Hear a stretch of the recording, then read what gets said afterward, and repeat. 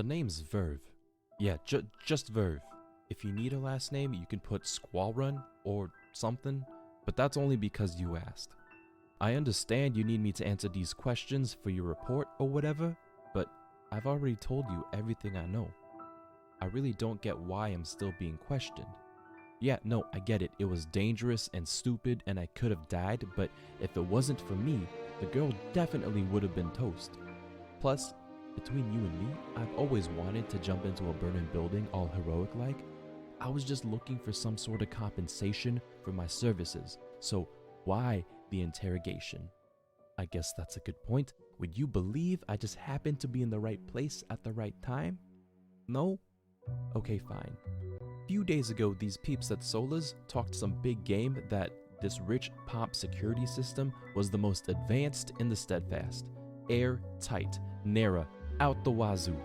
I'll spare you the deets, but bottom line, I'm getting paid by these smooth brains to find the weaknesses in this Numsec. That's Numenera security for the uninitiated. But I never intended to give it to them. They paid me half already, and I was gonna sell this drive back to the owner for more shins. That's what I was doing here. Finished the job too, in case anyone was interested. I was on my way out when the explosion went off. I started running, but then I heard the girl. No one was around. The security team was scrambling. What was I, an upstanding citizen of Charmant, mind you, supposed to do? Alright, we can split hairs all we want, but that's gonna land us nowhere. How about this proposal? I don't even want the shins, keep them. I give you all the info I have on the Numsec, plus the names of the dudes that paid me. In return, I walk free, and you lose the name Verve from your database. Alright, y'all. We ended a couple minutes early today. What story would y'all like to hear before your folks come pick you up? How about... Well, you've already heard about the time we met Banshee, and the time the vessel launched into the sky. How about... how Remnant came to be? Well, a couple years ago there was an accident in Charmant, a city far to the west. A big old piece of Numenera was destroyed that kept the iron wind out. Before it was fixed, the wind came through the city, tearing it to shreds. So instead of trying to rebuild and pick their life back up, a small group of us came out here to try our luck in the beyond. And we found that, the big old donut-shaped thing in the sky. While it was still on the ground, a couple of us were told to take a look inside. I was there, and y'all know Nova. There was also Rochelle, the grumpy knife lady at the edge of town, and Verve, another friendly fellow around here. Eventually, after some fighting and button pressing, Verve got it flying, but raiders were coming. Now, your folks might have told you about this part, how a man named Crimson and his people wanted it. A terrible man who wouldn't let anything get in the way of what he wanted. But we all got in his way, all of Remnant. And Black Cloak watchers went around the ninth world telling everyone what happened that day. How Remnant was a place you can go to start over. A place to build a new home. Alright, time for y'all to go home. I'll see y'all tomorrow, and don't forget your homework. And Dante, I don't want to hear that Ash ate it. Rochelle don't let him eat that kind of stuff. Sorry, I didn't see you there. I was looking at something else. My name is Nova, and I'm on a mission. I'm not sure where I'm going or what I'm looking for exactly, but my ma always told me I'd know it when I saw it. I've got a bit of a knack for that, ever since I was little. My ma and I, and some of my aunties and uncles and sibs too, we've got that knack for seeing what others don't. When I was little, I thought everyone saw like me. What do I see? Different things, depending. It's hard to explain. When I look at a tree or a flock of birds, I see perfect order and symmetry forever, going on and on, longer than humans can count or the most powerful scope can see. But at the same time, everything is bundled up tight inside itself, like a leaf ready to unfurl. I told you it was hard to explain. It helps a lot with our work, though. People come to us with their problems sometimes. Well, I shouldn't say us. We're just the caretakers of the temple. I'm sure you've noticed it. the strange building just as you cross over the mountains into the beyond.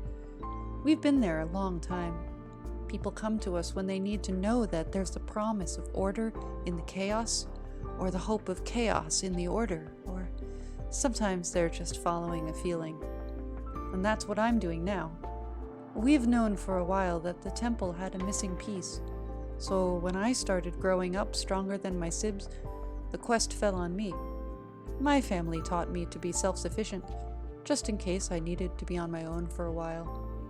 It can be dangerous wandering around alone, but I'm not worried about finding what I need. I'm sure the path I walk is straight in some dimension.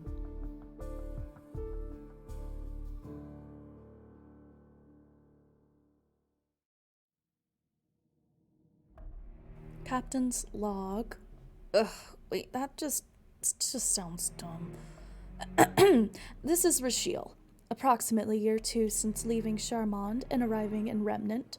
I decided to start this journal because I haven't been sleeping well, or often, since King Crimson's raid. It's been better as of late, but it's to the point where I need to do something differently or I'll never be productive again.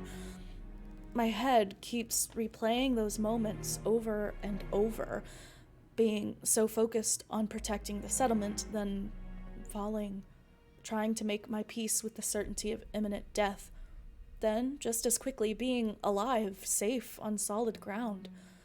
Since then, all I ever want to do is just work on what I know best: ciphers, artifacts, Numenera. Licton and I both have that in common now, and we spend a lot of time together building. It helps. In fact, being with Nova helps too. So does being with Verve, more than I thought. Sabine understands more than anyone else, I think. My conversation with her before the raid, it changed me. Changed how I've been carrying my past. I am not defined by my trauma. Remnant seems keen on making us local leaders since the raid. I want no part of that. I just want to continue carving out a life here. This place that I almost died for, this peace that I have spilled blood for, this body that I have spent my whole life hiding. I'm done hiding.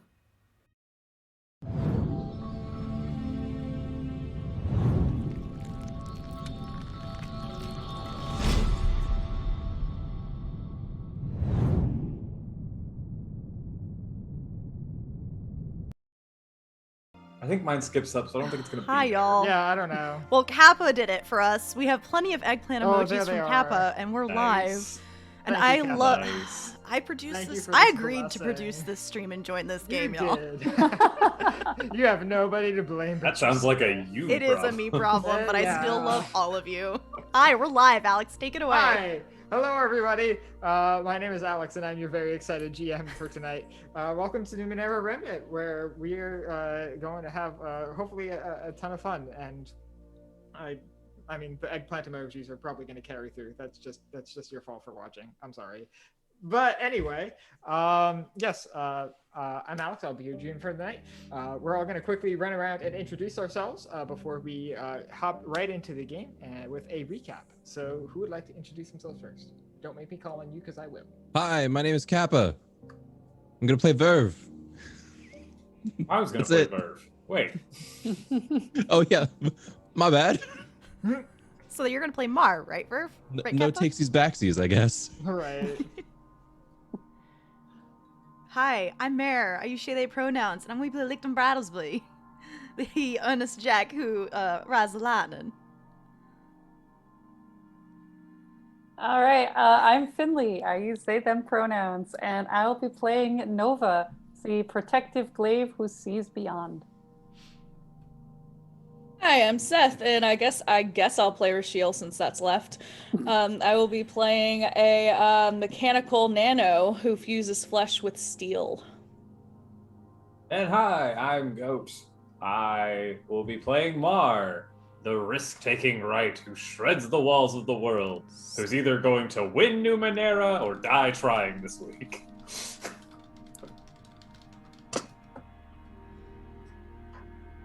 All right. So I believe Kappa, you volunteered to give our recap. Yes. So hold on really quick. My name is Verve. Okay. Anyway, so it's been a wild time. We woke up in the morning to discover that Rashil decided real stupidly to go eat some poison all by her lonesome. While everyone else seemed okay with it and understood, I might have been a little bit less understanding. And I'm not proud of it, but a temper tantrum did need to be had. We smoothed it over though. I mean, I just care about Rashil, and just like I care about anyone else in a little merry group. Mar, I'm not so sold on just yet. But we have a thing. We have a thing to do. That's protect Remnant from utter destruction. And thankfully, Rashil was able to find a place where we can access the data sphere and take on what is looming over Remnant, quite literally. After a few hours of flight in the flyer, we came to this sort of ruin, this underground tunnel that opened up into this large, vast cavern with two I can only describe as suns. There we met Soul, this this hologram calculating doohickey wearing individual who I might have trusted a little bit too much information with, but they've been helping out. So I'm not 100% upset at myself for it. Maybe ask Lichten whether for a different answer on that. Anyway, making our way down, we found the terminal. Problem was, it was protected by some sort of storm. Lichten made his way through and was able to access it moments before the storm stopped. So, was it a waste? I don't think so. But I'm a little apprehensive jumping into the data sphere. We'll see where we go. What happens?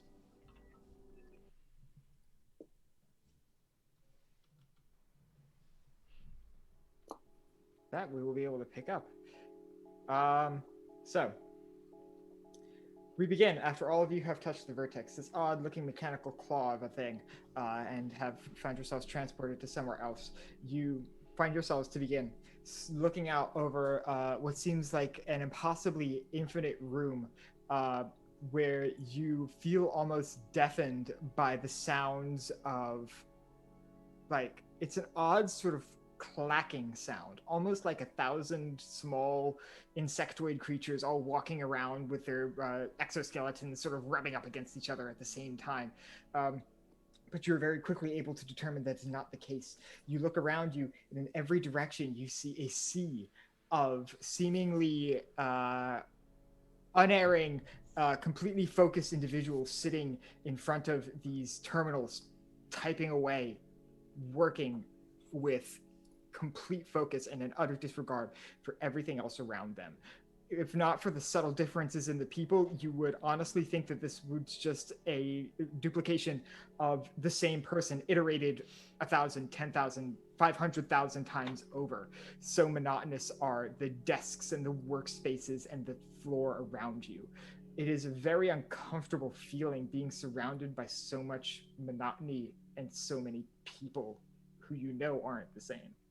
Speaking of people who aren't the same, you all look around, and everyone around you, your party, the people who you came to the data sphere with, look a little different. And you look down at yourself, and you yourself seem a little different. Although you might not think of it that way, because if you look at yourself, you feel a little righter, a little more like yourself in this form. In the data sphere, one appears as they believe themselves to be. So, who would like to say what they look like in the data sphere?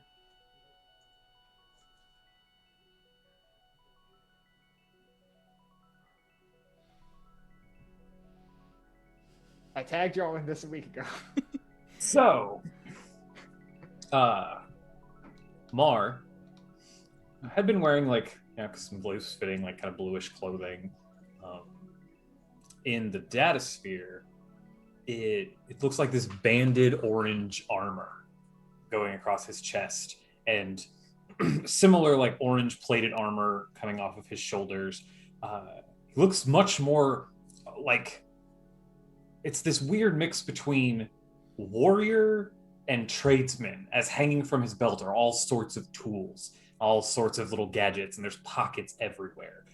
His hair is relatively long, but well slicked back, so you can't really tell. And he looks happy as fuck to be here. Just pleased as punch.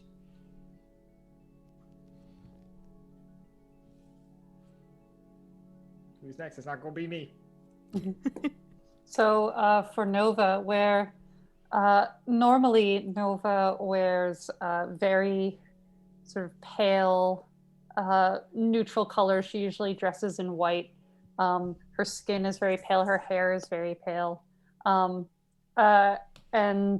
in the data sphere, you can see that she's wearing this outfit of almost like circus-like clashing colors, of just like blues and yellows and reds and golds, just like a sort of kaleidoscope just exploded all over her. And she's like a little bit taller, a little bit more broad-shouldered, and weirdly like a little bit more battle-scarred. Nova, interestingly enough, one thing that you would notice, and that everyone around you would probably notice in a little more time, given their inability to see the things that you see and sense the things that you sense. Most of everyone's gear, aside from the Numenera devices that they carry, the powerful magical stuff, it seems to be all fake in a way. It's like if you went to your armory, your training place where you teach people how to defend Remnant, and they all showed up with like foam swords. It's like, yes, it certainly looks like, it certainly looks like Rashiel is carrying a dagger, but there's nothing there. Your spear, on the other hand, is very different. Even in the data sphere, it remains quite real.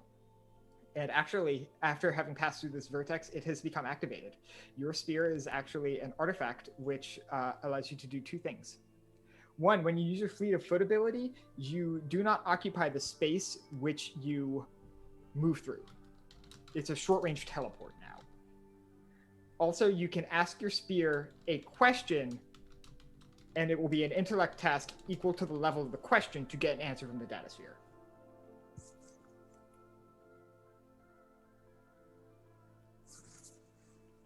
Okay, that's dope. Cool. So I got seeing this I'll let everyone do their thing and then I can react to that.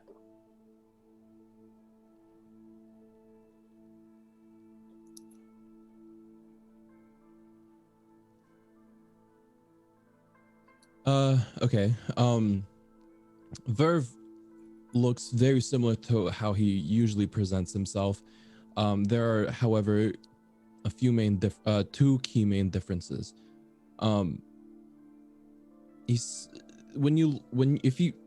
If you're looking at Verve for a little bit longer than you usually would glance, you'd notice some parts of him might be a little bit blurry, like not completely in focus. The other part is on his back, where there are two holes in his shirt near the lower mid back, and sticking out of them are stumps.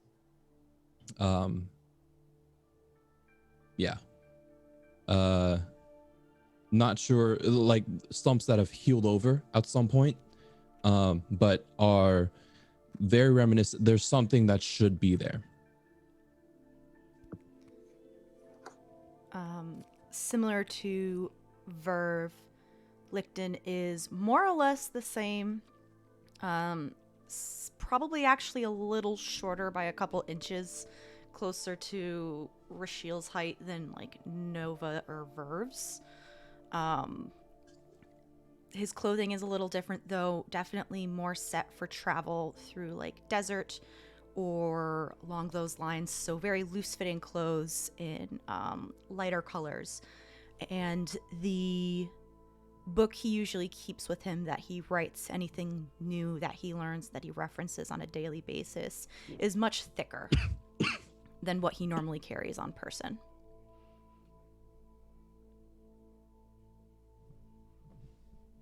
So, I remember when we talked about this, I'd said something. I don't remember exactly what I said, but I have this inkling that Rachel sees herself a bit differently than when you asked the question. So, I'm going to kind of take this in a different direction than I was planning to until just now, I think. So, Rachel, I think, looks exactly the same as you would see her outside of the data sphere. I think the only difference is that if you were to see, and if you were to like kind of angle your view of her in a certain way, you would see her skin is almost translucent. And on the inside of her is a completely metallic skeleton, with kind of like this electric blue and purple, kind of imitating nerves and nerve charges and things like that, going up and down as she moves. All right. So you look around and you see before you people whom you are very familiar with, and at the same time are not familiar with at all. Oh, it's like I can breathe better. Oh. So, you all have been here before, right? What gave you that impression? Didn't you say that you'd been escaped, thrown through something? One of you? Once before, yeah, that was me. Yeah. Does everyone know how this works? Absolutely not. No. Say that you have experience with something is not the same as understanding it or being able to anticipate what you'll encounter. Fair. You look like you're prepared for anything. I'm prepared for this specifically. So, brief class? Please. This is the realm of thought. That's why you all sort of look different, which, Rachel, I'm digging it. You look how you envision yourself. Just as an interesting point of order. Here, things happen because your ability to exert your will on the world around you can change things. Things can happen much faster here, and they can take much longer here, depending on how focused you are. For example, and Mar is going to take out the hammer, and it looks just like a wooden mallet. And he takes out another tool that looks kind of like a chisel, and he looks at the ground, and suddenly this like block of data just sort of rises, and he just starts hammering at it. And in, Alex, would you say like a few seconds, maybe? If that, yeah. Yeah. The data falls away and takes shape into this large cloak. This would have taken me a week, 2 weeks to do back there. Here, much faster. Verve! And he tosses it to Verve. And I will send you what this is in just a second. Wrights like myself adore this space because even complex Numenera installations that might take years, I could build them here in maybe a day or two. So this is a place that I've been itching to get back to. So what are we here looking for? Danger. We are danger? Well, that's what I envision it to be. It ain't gonna be a walk in the park. We are looking for danger and an end to danger. This is all painfully specific, and will make this journey take a very long time. There's a bit of virus of sorts. Is that seem accurate, Nova? That we need to dispose of, get rid of, or else lots of people are gonna get hurt. And Our it home is will be destroyed. Or at least very Very maybe flat. very flat, maybe not destroyed, but definitely damaged. And we were told that although we could eliminate the manifestations of this virus as they appeared in our realm, in order to truly eliminate it, we had to come to its source. I see. You all live in a weird place. It has its peculiarities and its charms. You live in a place where people eat poison every year and take bets on whether or not they're going to die. First of all, did you really see anything else to do there? As well. Candy, Secondly, flowers. To be clear, it's not even every year. This is something that maybe happens a couple times a month. Yeah, Almost no, weekly. it's a lot. There are a lot of dead poison eaters. I'm sorry. I've made enough money to continue simply making a crematorium for the city. I'm glad you didn't go there, Rashiel. Thanks. You know what? I'm done. Okay, thank you. Let's just leave it at the Ninth World is a peculiar place and leave it like that. I think during this whole exchange, Nova's eyes are going back and forth from Mar to Rashiel, like watching a game of tennis. Okay. Also, you don't really need to walk here. Like, if that's how you want to envision it, fine. But you sort of, and I just kind of blink to somewhere else. Yeah, sure. You think you're there and you're there. Yeah, and that is, for all intents and purposes, exactly what you see. You see Mar in one spot, and then instantaneously, he is in another spot without seemingly having moved at all. So Is there a trick to that? Is there a... Just think about being where I just was. Rishiel, have you taken any step at all since you've gotten Oh here? God, no. Okay, sure. Then yeah, you find yourself exactly where you are. Would you like to move?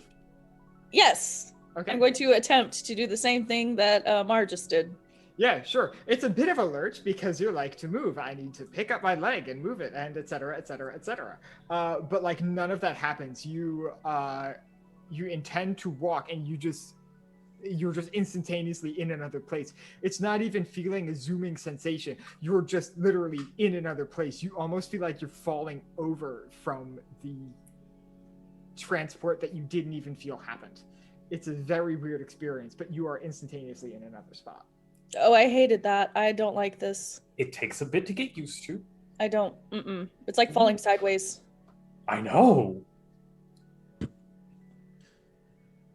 Verb is, I'm going to try it too. But instead of imagining myself being in another location, it's, I'm trying to imagine what it's like, harken back to the hovering that I do. And instead of trying to teleport, float through the space.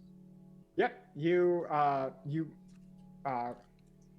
rise and occupy whatever space you would like to appear. No problem at all. There's no gravity here. You feel just as stable up in this sort of elevated position where you can look out and see this, like, again, sea of workstations and dutifully working people. No problem at all. And it honestly, it's weird because it feels even more stable up here than it does when you're hovering on the outside world. Like here, like hovering feels just as solid as standing. Okay. Whereas in the real, hovering feels different. Oh, you've gone to the next lesson. Yes, up and down don't matter either. Uh, well, good. Great. Are there any more lessons that we need to know, or should we start looking, asking questions around if they've seen yellow? Just the normal. If you die here, you die in the real world too. Well, with Ma's lessons, we might not even need to ask questions. Maybe just think back to Remnant and where yellow is. Though I don't think we should do it quite like that. I don't want to be in the middle of a horde of those things. I'd like to, as that is happening, can I use my goggles to take a look around? Sure, absolutely. See what these things do here in this weird data world. All right, so yeah, that's sees beyond. Do I see? So I don't have them with me. Yeah, sure. So a couple of things happen. Oh, boy. One is you don't particularly see. Well, actually, let me ask. What are you looking for specifically? So first, I'd like to. I think I'm like scanning the vicinity of my friends and maybe one or two of these like typists. But what I'm looking for is either the yellow fog, or the one of the memes. Okay, sure thing. So I will say a couple of things. And this is something, Nova, you see this kind of like flashing in and out, but which is kind of how you would generally perceive seeing beyond in general, where you have a sense of what's in the real and what's like, or at least you have a sense of what other people can see, and then you can see what you can see. So on the computer screens is something very interesting. You see these like lines of like symbols and just incomprehensible language, but you all, and on looking at these, you get almost like a gut impression of two words: I am. That is all you get from looking at the computer screens. Nova, on looking at the computer screens, you would not see any memes in your immediate space, but on looking at the computer screens, you would see like, it's like weird. There's like, it's like, oh wow, that looks like Rashiel, but also it's 5 years old. Oh shit, that's Verve, but it looks like he's probably 76. And you just look around on every different computer screen, flashing between this work that these people are doing. And you're seeing beyond, you're seeing reflections of yourself and the people around you at different points in time. So good. The pictures and I am are going back, are alternating. Yeah, they're going in and out, and it will be what you would generally expect going in and out to be, because you're aware of the regular world when you see beyond. So the flickering isn't so much something unusual to you. It's just the content of what you're seeing is weird. And sometimes you'll look at a computer and it just shows like dust or dirt, which you can process that as you will. As far as seeing any yellow fog, you don't quite see that, but what you do see, and what is a predominant feature in this room aside from the sea of workers, is you see from each workstation almost like chains or ropes or some other kind of long strands are all like being emitted from these workstations up and out towards what you can only believe to be the center of this place. And in the middle, they're sort of wrapping around a sort of odd, incomprehensible yellow form. You would get the impression that you were looking at something thinking, maybe not necessarily alive and breathing, but something sentient and thinking being constrained or made to be a certain way. Okay. Yeah, exactly. Big eyes. So I'm gonna be like, everybody, come take a look at this.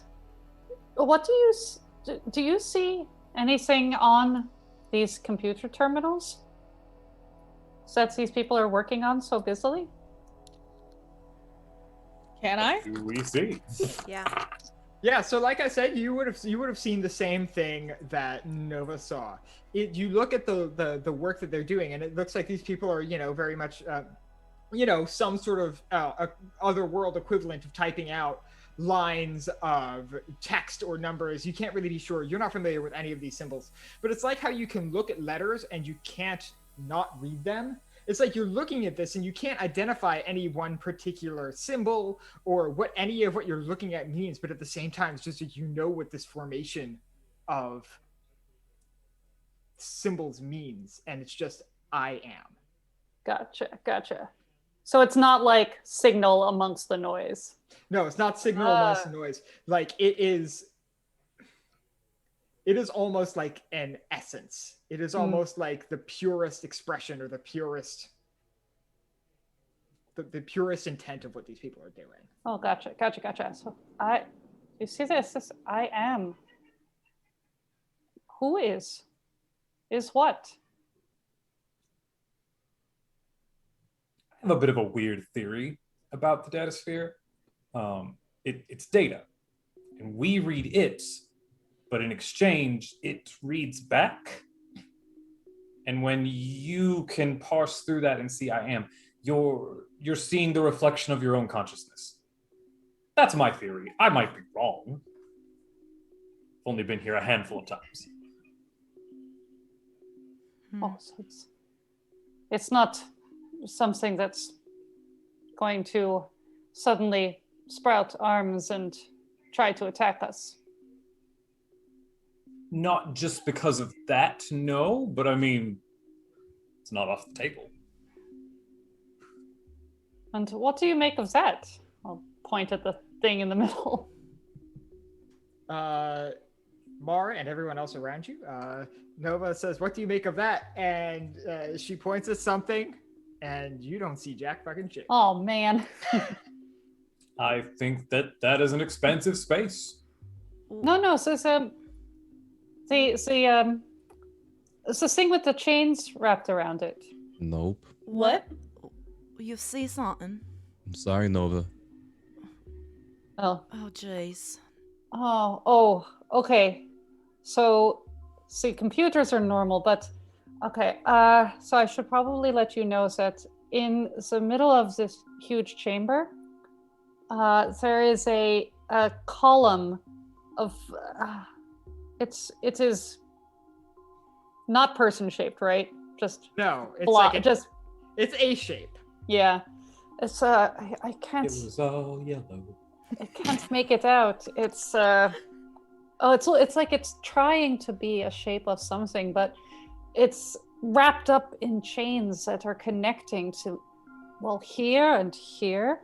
Okay, wait, And where is this thing? Is it in the middle of... Yeah, it's there. Okay, and I'm gonna... Is it the same go yellow? over? Yes, very much. Oh, very yeah, much the same. and it's that same yellow color. Well, that's foreboding. I would like to move over to it. Don't get too where close. she says it is. Yeah, sure. You move over to a... I want to know if I, like, hit it. Yeah, okay, sure. I'm gonna follow. I'm following. I'm like, ah.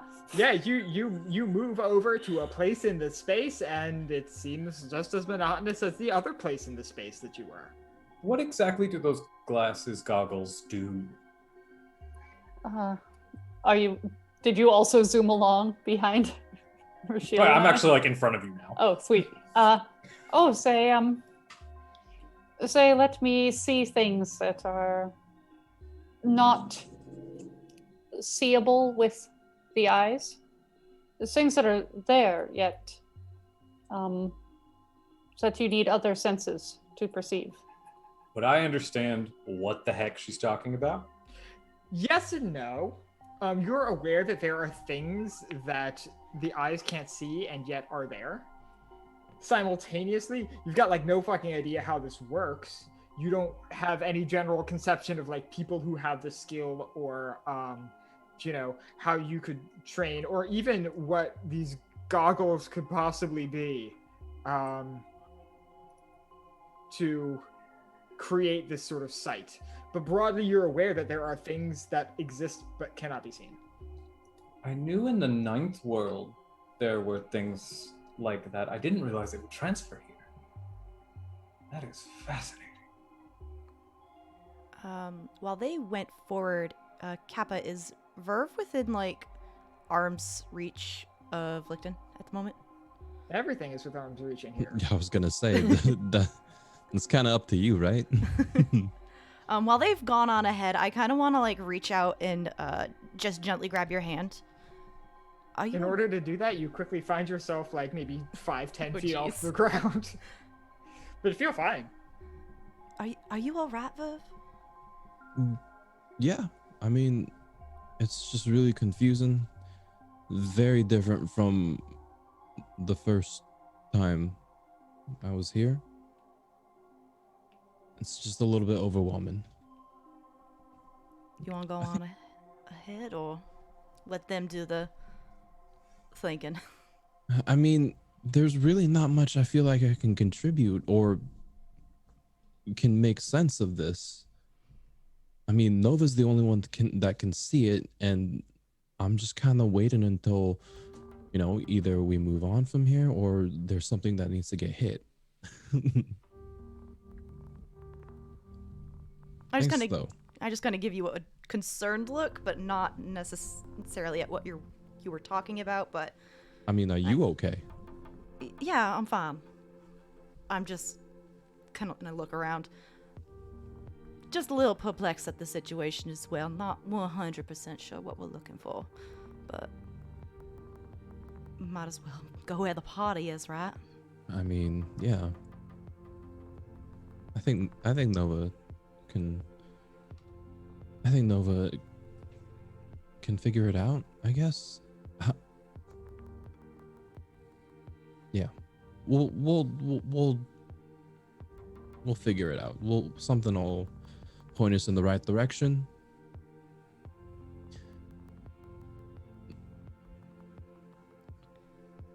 Yeah. Then I'll make my way over. Sure, it happens instantaneously. Don't like that. It's weird, right? Very. You're going to hate it until you stop thinking about it, and then you're going to get back to the ninth world and be pissed. I don't think so. Working on something to fix that. So,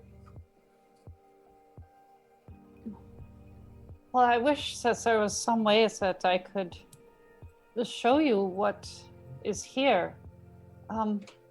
How far are we from the surface of this, the apparent surface of this yellow thing? Not far at all. I mean, especially if you've decided to be any distance off the ground, you could be like within it. So, but it doesn't particularly feel like anything. Yeah. So it's so strange. None of you sense anything that is different here? Oh, the sensing stuff just tends to be like a thing that I leave to you in general. Oh. Sheila, I find that you are very sensitive when you care to be. But in this case... in this case, well, it seems that I do have an advantage. I believe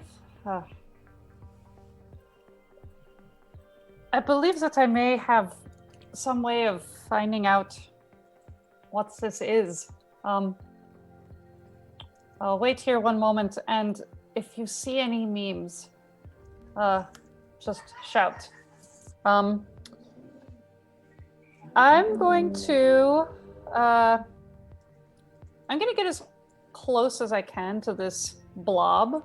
Sure. Perhaps like just inside of it, so kind of like up a little bit. And I'll can I use the sphere to ask about the sphere? I've decided it's a sphere. Yeah, sure. Go ahead. All right, I'll say this will be of challenge 7. Oh, This will be an intellect-related task, but again, you have no intellect pool in the data sphere. Everything is compiled into your soul core pool. cool. I just So- realized my dice are there. One moment.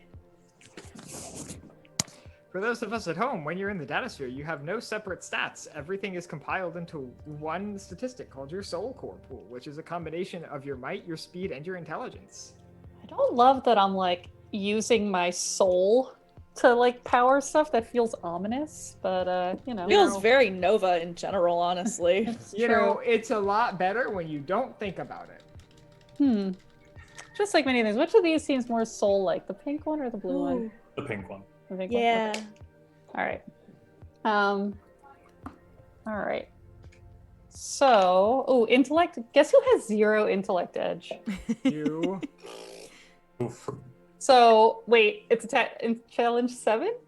Challenge 7. You can spend edge, or no, you can spend effort from your I soul can core pool. Spend. So I'll do that, but that's still only going to bring it. So I have to roll an 18. Yeah, if you spend 1 effort from your pool, then yes, you can spend 2 effort to bring it down to 15. But I can't because I don't have. Oh, I can. Yes. Yeah, Okay, you great. can I'm going to spend do 2 that. effort. It's just going to cost me 6. Yeah, it's going to cost you. Okay. Yeah, 6 points from your pool. Would Okay, you we'll do like that. some help? Can you? Yeah, people who are skilled in understanding Numenera can probably Okay. figure out on this. So I think then you'll see me sort of like zoom up a little bit and like sort of hold the staff. Does it like glow? Can it glow? That would be cool. What do you think it looks like? It's yours. Oh yeah, that's right. So you might have noticed that the staff has this like, or the blade has these very intricate kind of branching, like impossibly complex designs. And I think here they sort of they have like an LED that kind of like shifts through them, so they look like iridescent or illuminated. So you see me sort of holding it and with this look of like intense concentration, but then I like kind of peek open one eye and like look down at you guys like So I think this is a little beyond my ken. No, Verve.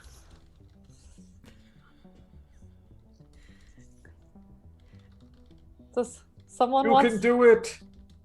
Does that count as helping? Are you So helping? You have 2 people who are. You have 3 people actually who Yeah. are very, very capable. Yeah, I know, and they're all down there giving me Yeah. asshole So- thumbs up.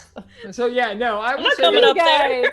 I will say that their assistance like maybe might help you parse the answer you get. It's Okay. not quite sure, but that would you have enough people to give you 2 assets on this, so that would bring it down 2 levels to a 5. That would bring it down another 2 levels to a 3. All right. With 9. Woohoo! Thanks, guys. Down there, like, you got this.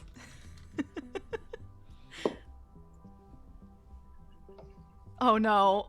My dumbass rolled an 8. I'm gonna re-roll that. All right, sure, yeah, go ahead, spend one. Why XP. not? Why Our not? Shimbo. She's so stupid lately. I don't know what happened. That's a 14. Okay, all right. Right. So, you're able to ask the data sphere, basically, what am I looking at here? Right? That's your question? Like, how does this connect to the memes? Is that fair? Okay, interesting. So you're able to determine from the data sphere, you basically get, again, it's more of an impression, more of a thought or an idea that immediately pops into your head, as opposed to like a person speaking out an answer to you. But you get the impression that this thing created or is responsible for disseminating the weaponized memes. Uh-huh. This yellow thing that is currently being bound or constrained or created in some way. But you get that is what you get the sense. You get the sense that the thing in yellow creates, controls, otherwise dispatches. It's like the font of the memes. Kind of, yeah. So it's like it's the Chan. Yeah. Okay. Comic Sans. Gotcha. All right. So, yeah, I can definitely see that being like a little overwhelming to Nova. So I'll come down and be like, so somehow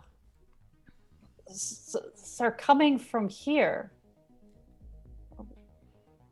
I know you can't see it, but this is where the virus I will also It's- say, beginning.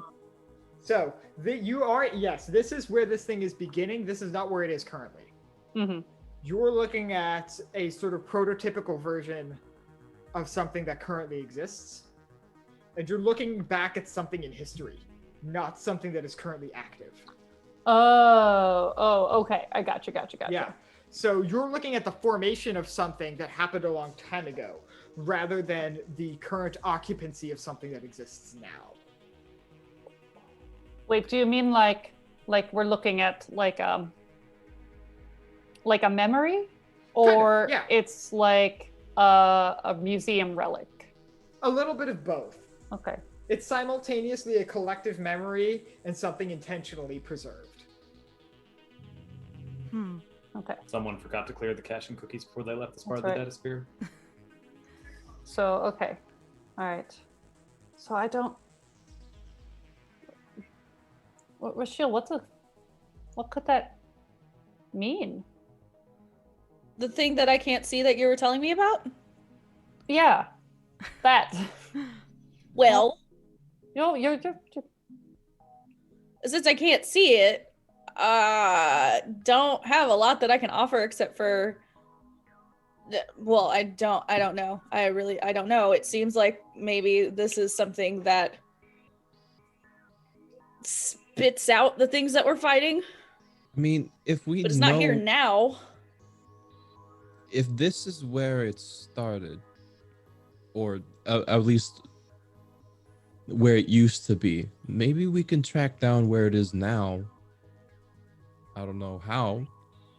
What? Maybe find some traces. There you know, has to like, be some kind of trail, yeah. you know, Yeah, like yeah. following footsteps, but following data steps. You said that there was something around it, but, Ma, have you ever used one of these terminals that they're typing away at? Yes. Can we use them to assist in what we're looking for? Sure. And I'll just like sit where I am. Does Yeah, the terminal sure. pop up? Yeah, sure. I'll say that it does. And I'll also say, Mar, that you broadly know how the datasphere is structured. It is structured into these separate spaces called frames. You are currently in a frame. It is an environment that is single and contiguous and can exist for any amount of dimension. But it is like one single separate space. And frames are connected to each other in larger structures called nodes. So frames are rooms, nodes are buildings. And so it would broadly be a decent hypothesis to say that, okay, we're in the correct node. We're just not in the right frame. Right. So something that big probably leaves some kind of trail. And if that much of a trail is still here, then it's probably still here, but not here. Nearby. Quote unquote. Sure. In as much as nearby works. We're going to have to move to a different frame. So let me and start typing. Mm-hmm. Sure.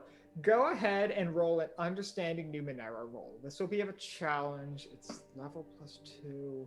This will be of a challenge 6. Okay, well, I am trained in understanding Numenera.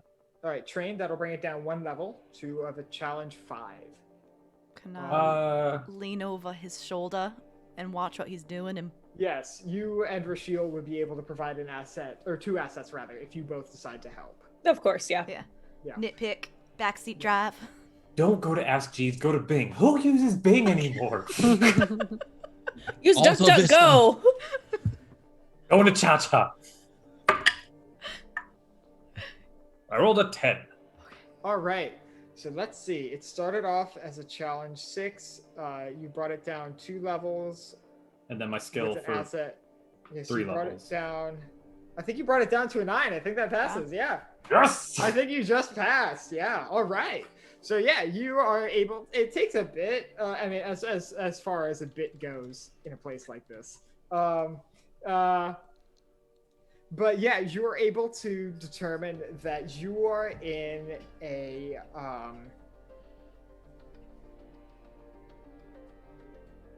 you're in a 5-frame node. So there are 5 frames in this node, and they are directional.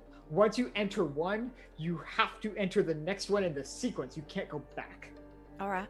So you are in one that splits into 2, that comes back to 1, that comes back to 1. And that is the entirety of this node. 5 frames. Not very So- large.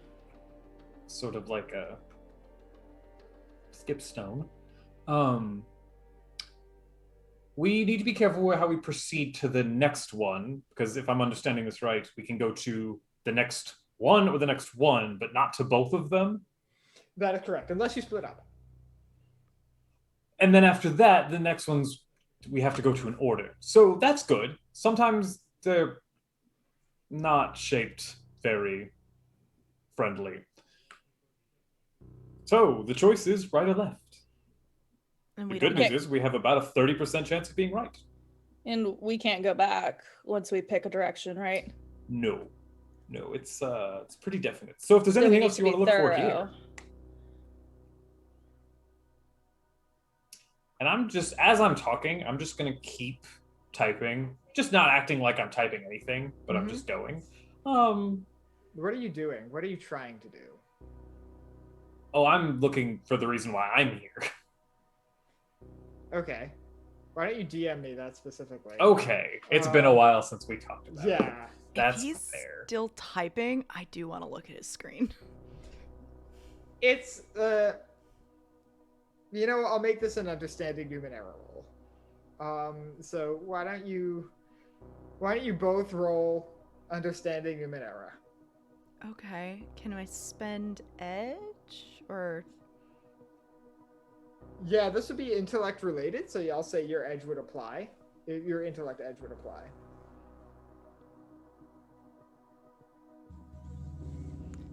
I'll spend 1 edge.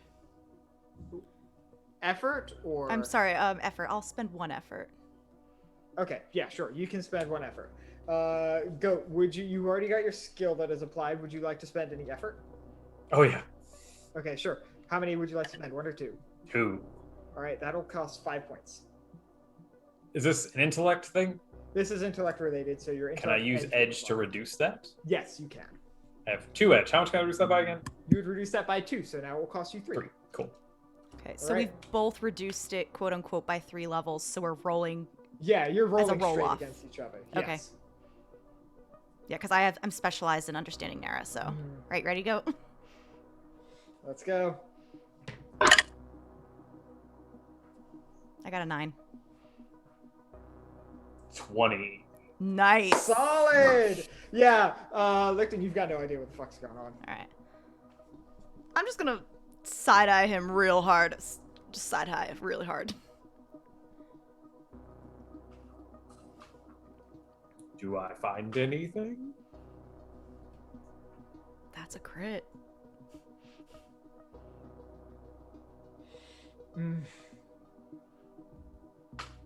Fuck it. You know what? Talk amongst yourselves. I'm gonna send something to go. Ooh. Okay. So, do we want to go left or right? I don't see, unless we can see what might be down each way. I don't know if it really matters. Should we flip a coin? I mean, we don't really know what the difference between the two is, so it's all the Right. same to me. Just pick one. Yeah, yeah. I mean, we could split up and just do both. Do you want to split up? Why not? If we are attacked, or face some kind of danger, so there'll be no way for the rest of the group to know or help. How is it like set up again? Like, we're here, and So there's we're in this frame right here. We're here. Yeah. And then this frame slightly overlaps with the next two, but they're not connected to each other. Okay, so like And then here, those and then two are connected to the next one, which is then connected to the next one. Oh, okay. Oh. So it's kind of like a diamond with an extra room at the top. Yes. Yeah, Okay. Okay. sure. If we're only separated by like one room and we'll be together on the next one, what's the worst that can happen? Knock on wood, figuratively. I don't. We've spent so much time already. Like we have to get back to Remnant. And what if what we're looking for is in the room that one of us don't go down? Well, time isn't as big of a concern here. It's sort of instantaneous. Like, if you spend years here, some time will pass in the ninth world. But if we're here for a day, you're not, it might be a few minutes. Do we have somebody, two somebodies who can operate the terminals to move on? I don't even know if that's the right question. If we split, will both groups be able to find each other again? I don't like the... Once we get to frame 4, yes. We would then be in the same data space. And then it's just a matter of thinking that we are near each other and then we're near each other. That won't be possible if we split the group up to go to frames 2/3. I could continue looking to see if I can find any data information on the differences, since this one overlaps with the next two. It might yield something. And then also maybe seeing what we're looking for is too.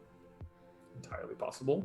Because if we go down node 2 and it's in node 3, you know?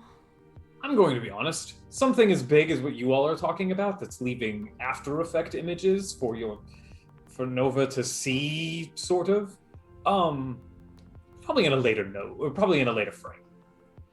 It's going to be hard to miss. While we've been talking, the yellow blob hasn't changed at all, has it? Just hanging out. So it's like we are tracking some sort of animal through a data forest. Yeah. So, what would you like to do? I don't love the idea of splitting up in this strange place, but... And you're the only one that can see it. I honestly think the best idea here is to stick together. Then left or right? Are you able to see anything, Ma? Like differences between the two routes?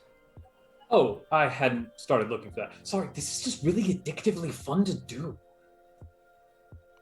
Rashiel will pull a shin, which is, I like to imagine, actually something that has like maybe some scarring on one side and nothing on the other, and says, okay, heads right, tails left.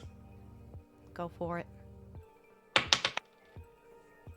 Looks like we are going left. 1 second. That's what I was going to suggest.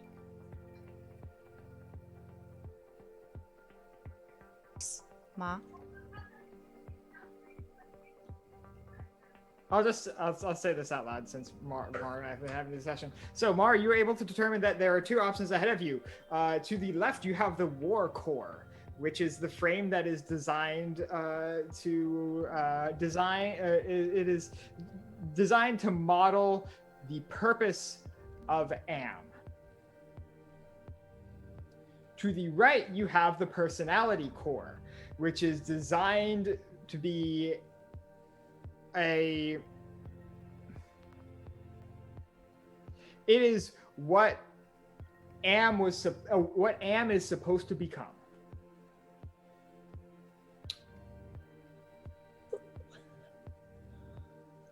Do I actually know what AM is? Yeah, I'll say sure. You are able to determine that Am is the thing that was made here. Am is a machine intelligence that was designed strictly as a weapon. So remember You- earlier when I had that theory about how I am is like a reflection of yourself? Yeah, fuck that. Oh, I thought there was a good one. Sometimes I like to think things are deeper than they are. I am is the name of the thing you all are after. The yellow. Oh. So apparently this node is where it was made.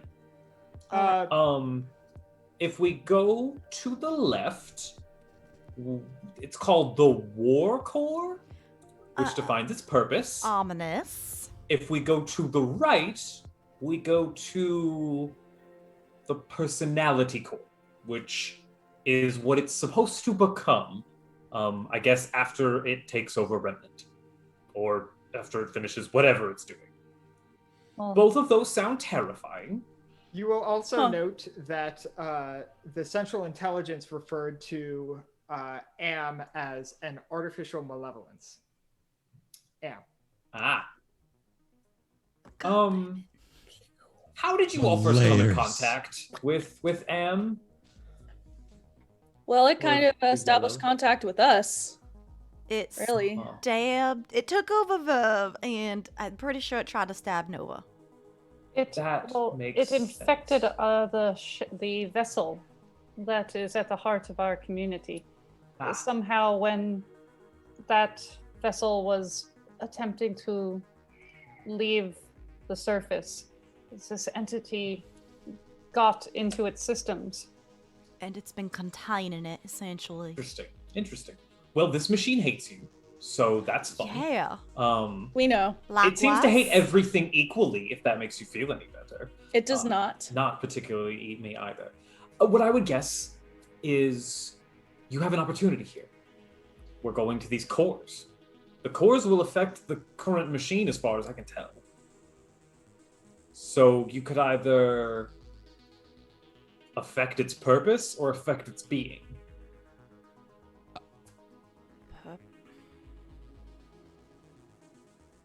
I think we can do a little bit more if we go to the personality core. I agree. But I also think it's more likely to see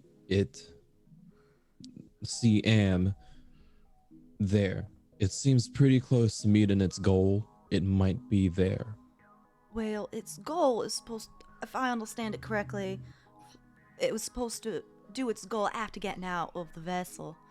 And the problem is if we go to the personality core, that's what it's supposed to be after it's done its task, and we don't want it to do its task.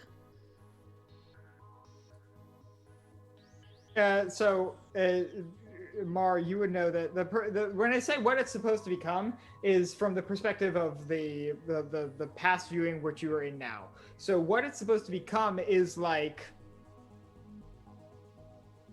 what the people at the desks are shaping the intelligence that Nova sees to be.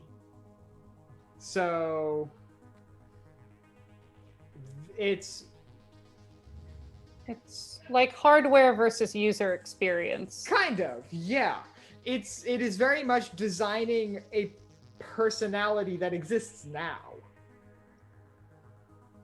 Interesting. Whereas the War Core is specifically its purpose. So the War Core is what it's supposed to do. The Personality Core is how it's supposed to feel about doing it. I would almost rather go and try and mess with the war core. Change its purpose. Yeah. An entity without a purpose is, Without a purpose, but with motivation. In my experience, motivation is much deadlier than purpose. We'd be taking away its tools. So, what would you like to do? both are essential. Then we should split up. So there's no way for us to communicate once we've gone to Sikors. Not likely. Not efficiently.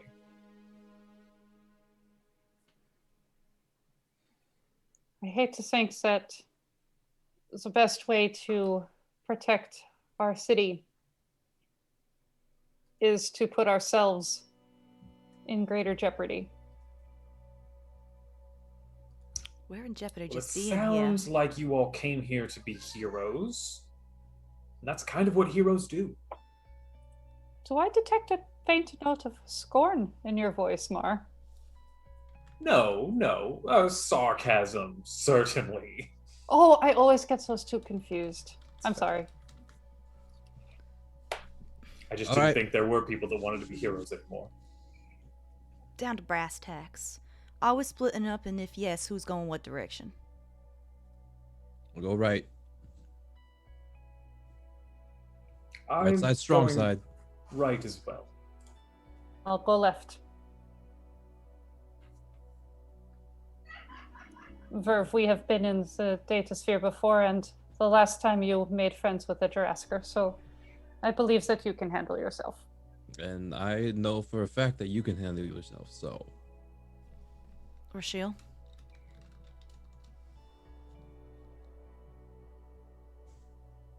Direction means no Just difference. kind of pondering.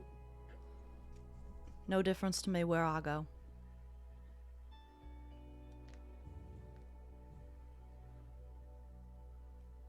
I'll go with Nova, and you can join either one. Can always flip a coin again.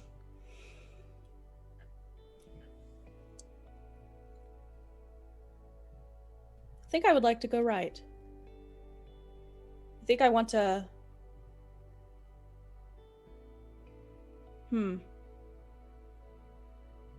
I'm curious if we can affect specifically that core, what could happen. So I will go right.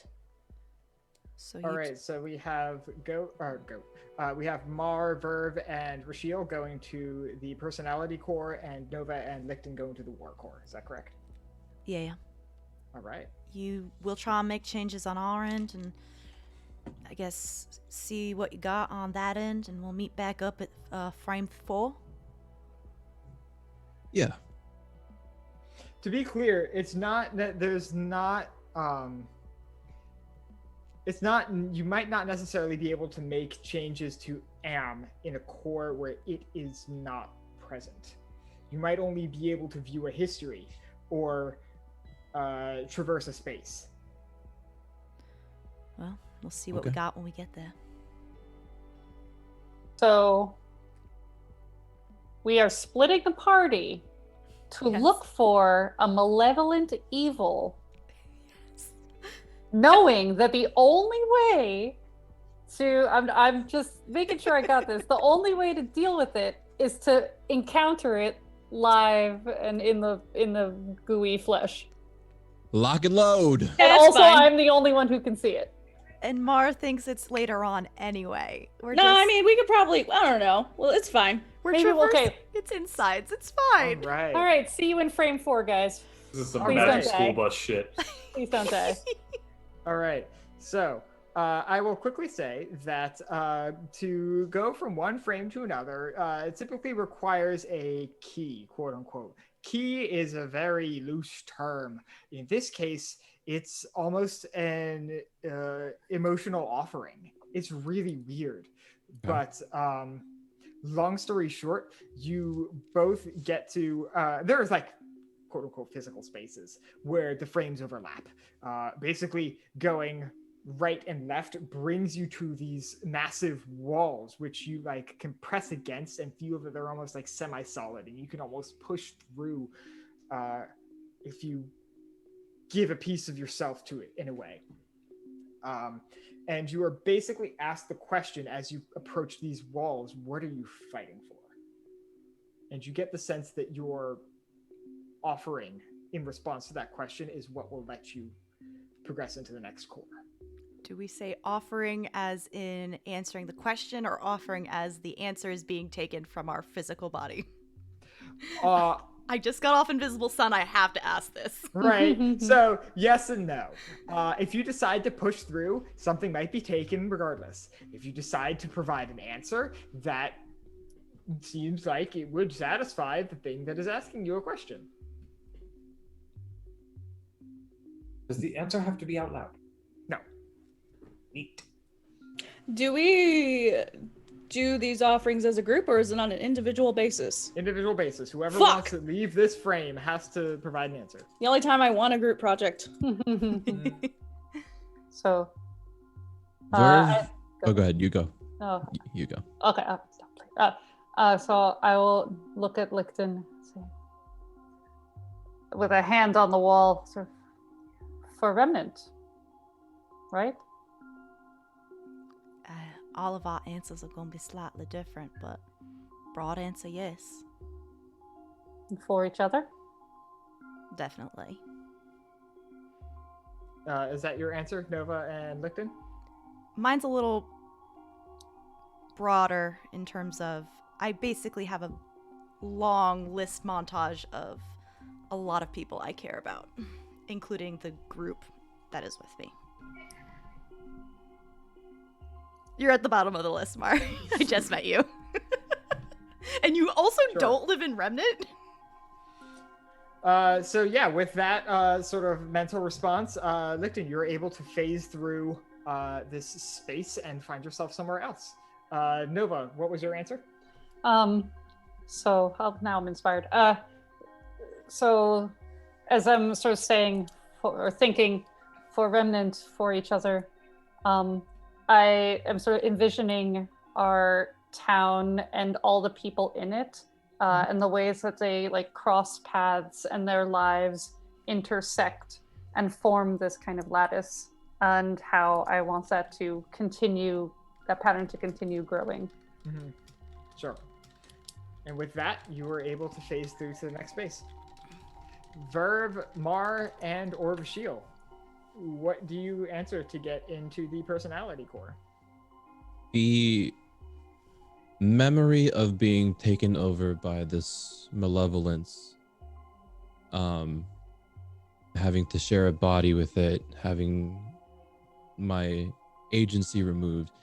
The motivation for me is to prevent this from happening again, and not only to me, but to other people. That's Sure. not a feeling that anyone should have to go through. And so that is my key. All right. You are able to phase through the wall into the next core. Mar and or Rashil, how do you pass?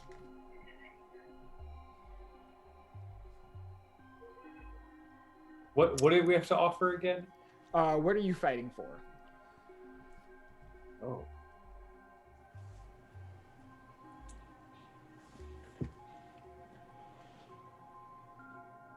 Well, I Give me a certainly second. would like a better tomorrow. Is that a genuine answer from Mar? If he's saying something out loud, that is what he Saying will something- say. He's not saying something out loud. Sure, what He he's doesn't have to. the thought process includes a bit more. That does make it more genuine.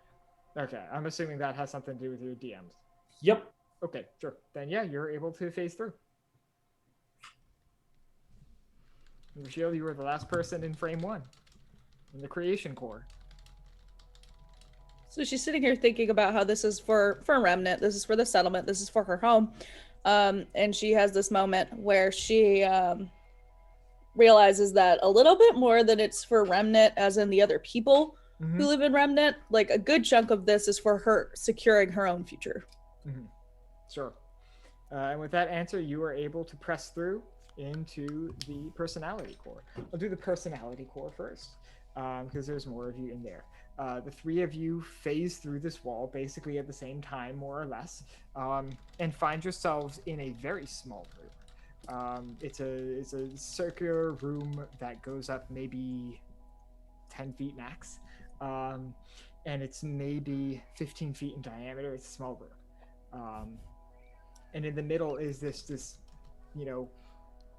yay big glowing yellow sphere. And in this room, you are almost overwhelmed with emotion. You feel like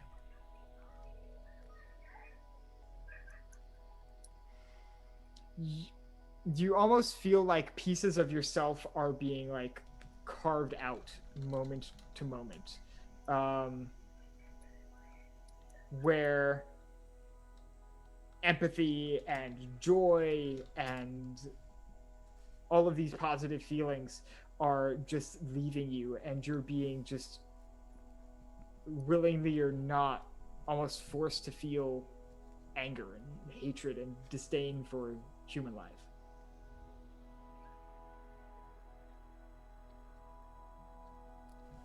And there's some small part of you that still holds on to what you've just lost, but it's buried deep inside. And it feels like it's crying to be let out, as opposed to being a fully functioning part of yourself.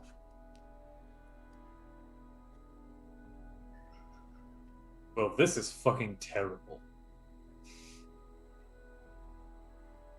Yeah. This is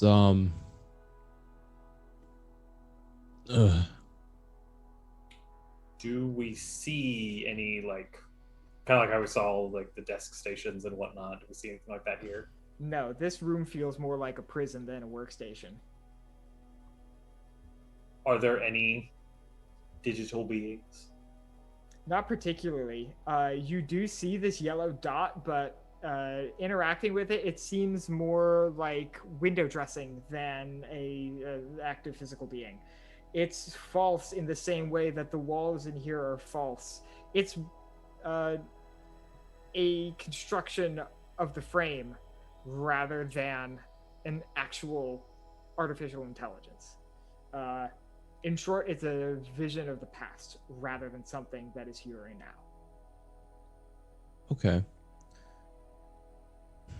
Would I be able to link that feeling that you described to when we first boarded Icarus and I read that thing on the wall? Yes, I would say these are very similar feelings. Okay. So does this match your experience with Am so far? This is very familiar to me. Yeah, as Mara asks you this question, Rashiel, you look over at him and you're, God, I fucking hate this person. And you can't help it. That's just how you feel in the space. In a way. It's familiar, but not too familiar. There's something overarch. I can't actually explain it right now. Give me a second. So you said it's a prison, or is it a cell? Are we in a cell? You're in a prison for one. Prison for one. Okay. Personal pan pizza prison. Okay. I've seen my fair share of let's call them cells.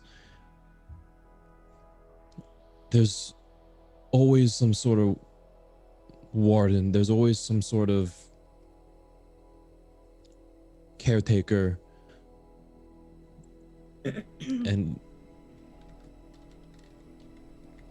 whether or not the malevolence is here, it might be one of those. It might be the prisoner or the warden. I think our key to getting past this is to figure out which one it is. I don't know if they're entirely different. This space is simply the leftover of when the motivation for your enemy was made. This is just the essence that didn't fit, really. So when we came across it, we got the impression that it was trapped. It was being contained. Which leads me to believe that it's the prisoner. But, and Verve is looking around, but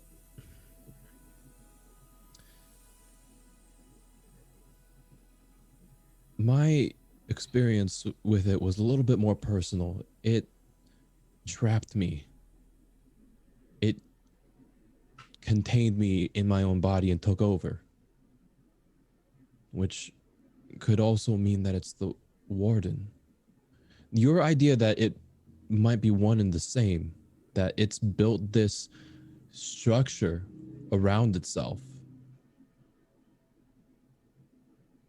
I have some credence. I don't know if that's the right word, but It's also either way, I don't. probably, oh, You're good. sorry. You're good. You're good. I would say if it felt different, it's probably like how before it was initially created, apparently, in the previous frame. Then this part of it was created in this frame, and it moved on. You probably didn't encounter it until it was finished. Okay, so it moved on, meaning it broke out. It fulfilled its need here.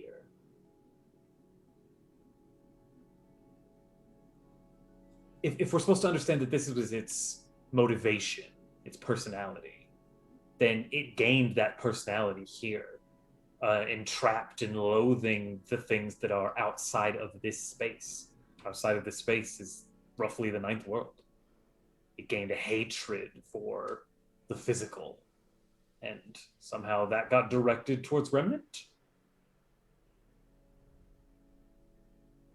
Well, Remnant was underneath where we found it, so maybe it's just a bad luck on our part. I fucking hate it here. I think you're right. I don't think it's here, but in order to follow it out, we need to follow its footsteps, get into that mindset, and I don't think I'm ready for that, but we might need to. If everything I know about it, this thing hates, and this, I can't help but feel this averseness, this disdain for everything. Maybe if, in order to move past this, don't you dare say the power of love. I wasn't going to say that. Either we give in to that hatred, or like any other prison, we bust out. Oh, I definitely think it's a poor decision to embrace this. It's really hard not to at this moment. I'm getting frustrated. I don't understand what's going on, and I hate all of you. And Oh, yes, don't know very why. much wish I would have left you two behind. I hate you so much right now, and I don't like being consumed by emotion in general. This sucks. So how do we get out of here? Because all I know is that I have an atomic bomb and I'm ready to fucking use it. You have a what? I have a bomb. Where did you get a bomb? My 5-year-old self gave it to me. Your what? You know what? Okay, I gave you a lot of shit for living in Fate, but actually Remnant is a really weird place to live. I'm sorry.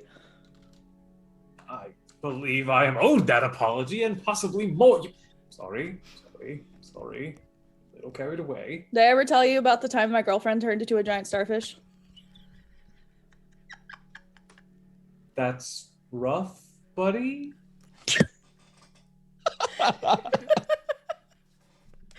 All right, game over. Good night, everybody. Woo! We did it. We won. Told you I was winning or dying tonight.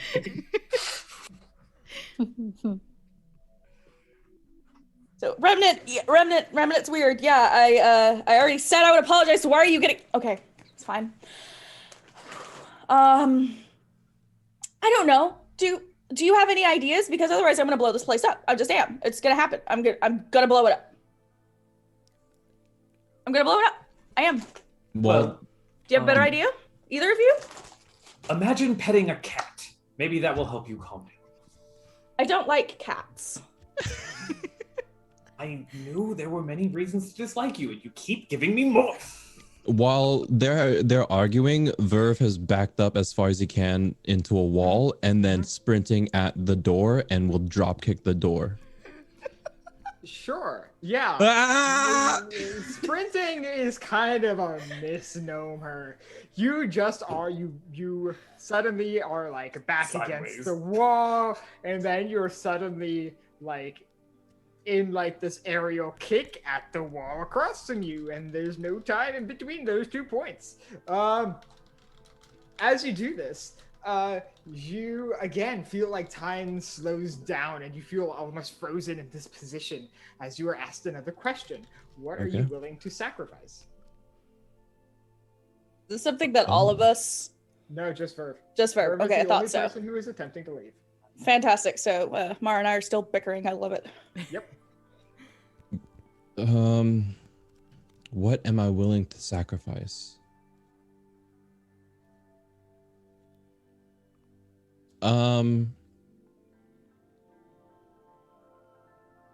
Ooh.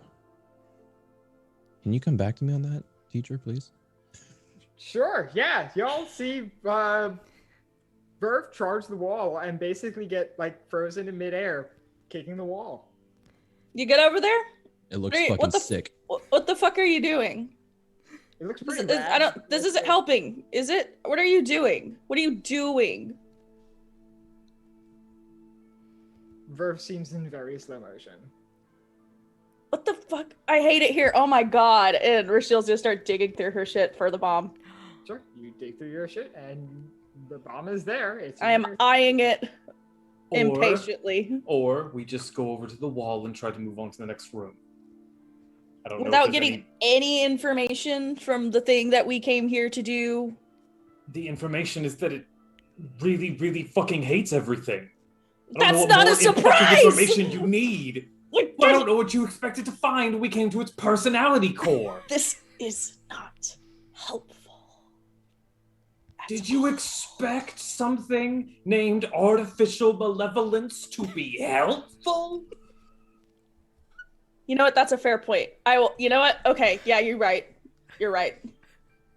You're right. I was just hoping maybe we could hack into something. I don't know. I'm used to Numenera. You're used to Numenera. Numenera are so simple. This thing is not. It's not at all. I don't think it really exists in these rooms. I think these are rooms that are stages in the process. That's I don't know that stupid. I don't know that we'll find it, which finding it at this point seems like a horrible mistake until possibly the 5th frame, which is unfortunate. God, this is what we have to look forward to. Okay, fine. You're right. Let's just go. I'm done. I will pack up my doomsday device for now. Pack it up.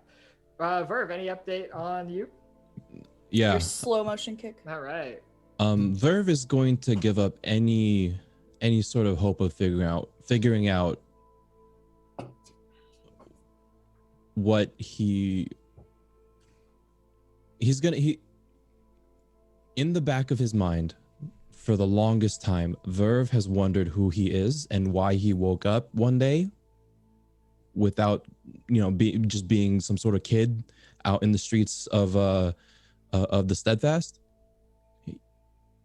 He's willing to let that go to protect his home now. And with that answer, you phase out of the personality core and into the next room. So, Mar and Rashiel, you see the Verve, who has been stuck in this aerial kick for, the duration of your argument, suddenly vanish. Did he fucking get out? Oh my god. Seems he found the key. All right, well, if he can figure it out, I'm sure we can. That's me. What are you trying to say? That's rude. Don't talk about Verve that way. This room is... I like Verve quite a bit. That's why I gave him that phase cloak. Let's go. A phase. Oh my god, people are getting gifts that I don't. This is bullshit. I fucking hate this. This is so stupid. If you would shut up for a few minutes, maybe I would give you the mind shard that I'm... Never mind. I don't want your shit. It's not for Let me you, go it over was to the for wall. Ash. And I walk over to the wall. I'm not gonna let you near my son. Never talk to me or my son ever again. If you wanted to actually talk to your son, you might let me. Whatever. And hit the wall. You slap the wall, and again, you are asked the same question. What are you willing to sacrifice? Anyone. Fair enough. I believe that's an honest answer. You phase through the wall. Rashil, you are left alone in the personality core. Yeah, I'm gonna like You're probably. filled with hatred. There's no one around you to hate. Right. No, probably gonna turn inward in a second. So she is going to like probably wait and pout for a minute. Mhm. And then go over to the wall and like tentatively put a hand on it. Sure, you tentatively put a hand on it, and you're asked the same question. What are you willing to sacrifice?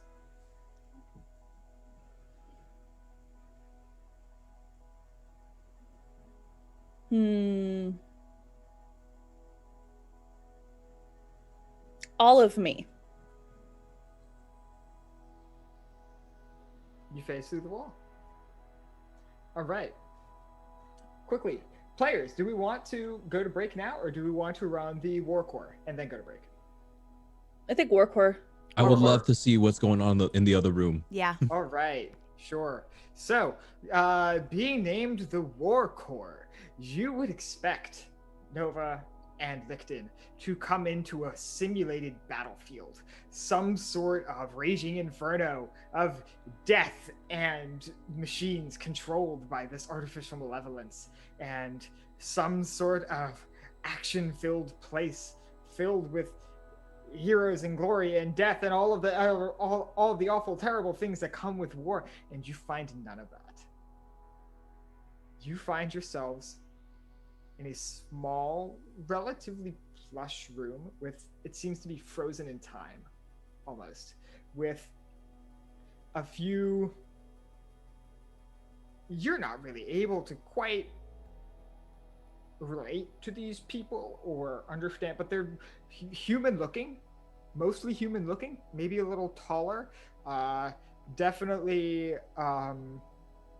yeah, they're a little taller. Just everything about them is human-ish but off. But you look and you see these powerful looking male type figures all sitting around toasting, drinking, while on a screen before you, you see a massive sort of battlefield projection. You're looking at war controlled from a distance. In some ways, that's worse. Does people react to us showing up? No, like I said, they're like frozen in time. Oh, They're like clinking their drinks together, and stuck there. This is very much another frozen memory. If I go to touch one, are they tangible? They're tangible in the same way that, the long table in here is tangible. You can touch it, but it's also like not going to elicit any sort of response. Can I go and look at the battlefield? Sure, you absolutely may. Does it look like any place that I've ever been? Funny you should ask. It actually very much does. Kind of, in a way. The place itself does not look very familiar to you in terms of the landscape. However, what you're looking at is flashes through a variety of scenes that all seem to be these like stop motion photographs. You get the sense that maybe at one point in time these were videos or moving pictures, whereas now in this space there's these sort of crystallized photographs, like a repeating slideshow almost. And a lot of them are these like close-up images of like what one particular sort of artificial combatant or mechanized thing is seeing or experiencing. One of them, however, definitely catches your eye, and it is this view of the entire battlefield from like a far off distance behind a fleet of mechanical combatants, where in the distance you see an enormous stark white vessel, which is it seems like it's got all engines, all thrusters engaged, it is rocketing up to the sky, and you would recognize this as the ruin that floats above your home. Oh. And And the point of view is going towards it. Yes. Oh. A view from of the past.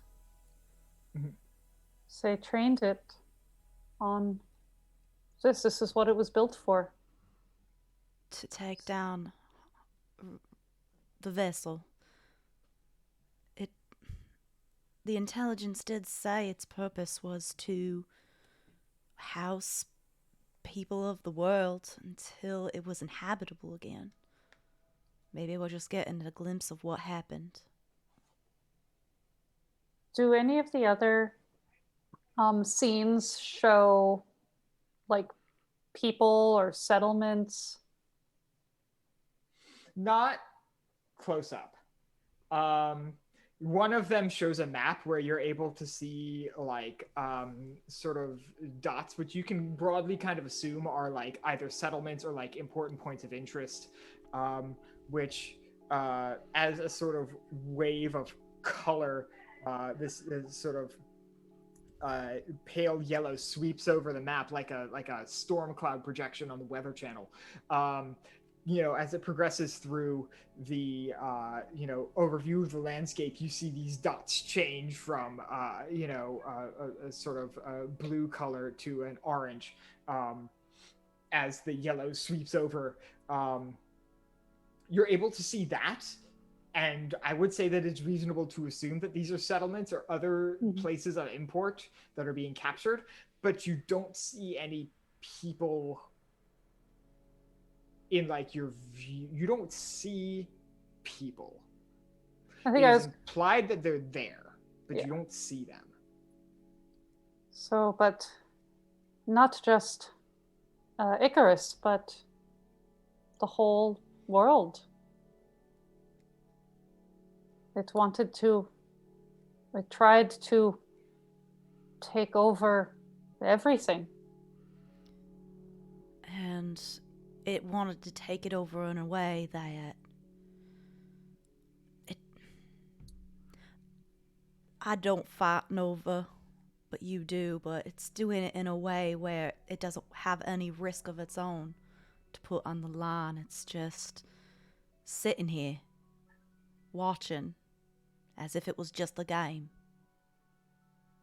And it's to chase down your opponents once they're fleeing, once they have packed up and are running from the field of battle, and celebrates that. It's heartless. It's very low. I would say inhuman, but I think that goes without saying. Well, we know that people like that all humans exist to start with. And I wouldn't call them human either. So I have certainly lost touch with whatever made them human to start.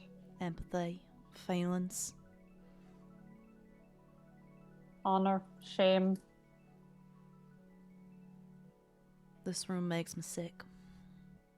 I agree. I think we've seen all that we need to see. I agree. What do you do? Shall we? I think, oddly, Licton, I would have perhaps felt better if there was something in here that was hostile. It is if something was in here that was hostile, would give us a outlet for the reactions we see in here, and since there's not, it's just frustrating. Can I put my hand on the shoulder of one of these clinking glasses, Sure, human-ish things, and just give it a nice zap? Sure. You can spend points for your intellect pool to zap. I don't quite recall off the top of my head how much that costs. I have enough where it doesn't matter. I can do it for free. But yeah, sure. You're able to, slap a hand on one of these humanoid figures in this sort of. You can tell that they're fine, nice, fancy clothes. They're not like anything you've ever seen before, but you can simultaneously tell like these sort of odd angular garments, or the clothing of the rich and powerful. You slap your hand on the shoulder of this one person. You give it a nice zap, and the data form that your hand is on seems to shudder underneath you, but it doesn't really change much. I think even if it did something, I still would not feel satisfied. Let's just maybe see if there's another way out, like where we came in. I think one small comfort we can take is that this moment, if it is in fact a moment, happened long, long ago. And we could never have affected this. But we still have a chance to affect things in our own time. I think my biggest question here is who made this thing in the first place? Who had so much hatred for people as a whole where this was an option? And their course of action. Perhaps that is a question for the history books. When once we know that the others are safe, perhaps the data sphere has a record of the entities who made this. Maybe.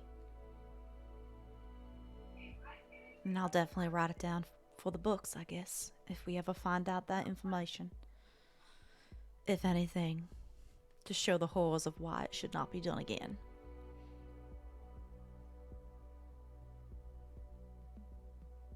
Alright. My stomach is churning. Let's get out of here. Do you want to go first, or? Time's irrelevant in here. That's true. Let's just do it at the same time. Touch. Sure. Yeah. You. So this room is very directional. It doesn't take a great deal of consideration to realize that you came in basically on like a back wall of this long thin room, and the way out is the front wall, which is the place where this large screen is being suspended. And so once you place any like a hand, or once you try to push through the front facing wall, you are again met with another question, which is, what are you willing to sacrifice? So I have an image of a young child, and in my mind's eye there's like a montage of that child growing up, getting older, learning, growing, marrying children of her own. Her future. You face through the wall. And what flashes through my mind is the simple answer is myself, but not so much where I would give my life, though that is the category it falls under. Mm-hmm. But we do see a scene of Licton in a high security cell in the city of Charmant. Mm-hmm. And if that's what it takes, if any chance of a normal life at the sake of Remnant, so be it. All right. So, you have all left your respective cores that you decided to pass through, and you find yourself in a new place. And I say yourself very intentionally, because you look around and you notice that you're all alone. And that is where we will take our quick break. So, all right, everybody, we're going to take a quick break. We're going to use bio break, going to get more drinks, go grab some water, go pet your pets, go say hi to friends and family. We will be right back. Bye. Oh, baby, I love your madness. Welcome to our Patreon. Here on Open for Adventure, we are making high-quality Dungeons & Dragons content, folks. We have a great big world to share with you, and by becoming a patron, you can help us explore and expand upon this adventure. With your support, we can invest in more amazing artwork, better mics, fancy cameras, and overall stream quality. Not to mention, help us get some amazing new merch that we can use for giveaways. What do you get by becoming a patron? I'm so glad you asked. Let's take a look at the different levels and give you a sneak peek at what you can get at each tier. Did you know that the family of the First Lord Theo, the leader of the rebellion against the Empire, actually invented firearms nearly 25 years prior to the current campaign? The designs for this high-tech weapon are the Delaney family's best-kept secret. Also, they were originally invented by the late First Lady Victoria, Theo's mother. Access to lore leaks like this is what you can expect from the first tier, written in blog-style posts after each weekly session. Ever wondered what goes on off-camera? The next 3 tiers give you exactly that. With Stolen Moments, you can get access to text-based roleplay moments, highlighting experiences that don't make it onto the stream, like Leona's training session with Ray and Asmar. Stolen Moments Plus gives you access to roleplay moments featuring our guests, non-player characters, and historical figures, featuring the likes of Marshall, Annalena, and even the Empress herself. And Roleplay Addiction takes us to a whole other level. This tier gives you exclusive 30-minute videos of canon interactions not otherwise seen on stream, like late-night drunken interactions between paladins or tender moments featuring your favorite character ships. The Warm Fuzzies is super simple. It's everything I've listed so far, and also you get your name on stream after our weekly regular sessions. Every session. And our undying love. And finally, the most epic of all Patreon tiers. Drum roll, please. The Lore Master. This ultimate and final tier gets you first look access at all of the content going into our upcoming, official, open for adventure campaign setting. Lore, maps, monsters, items, dungeons, dragons. Go ahead, have a look around, make yourself at home, and consider becoming a patron to help us make this fantasy world a little bit closer to reality.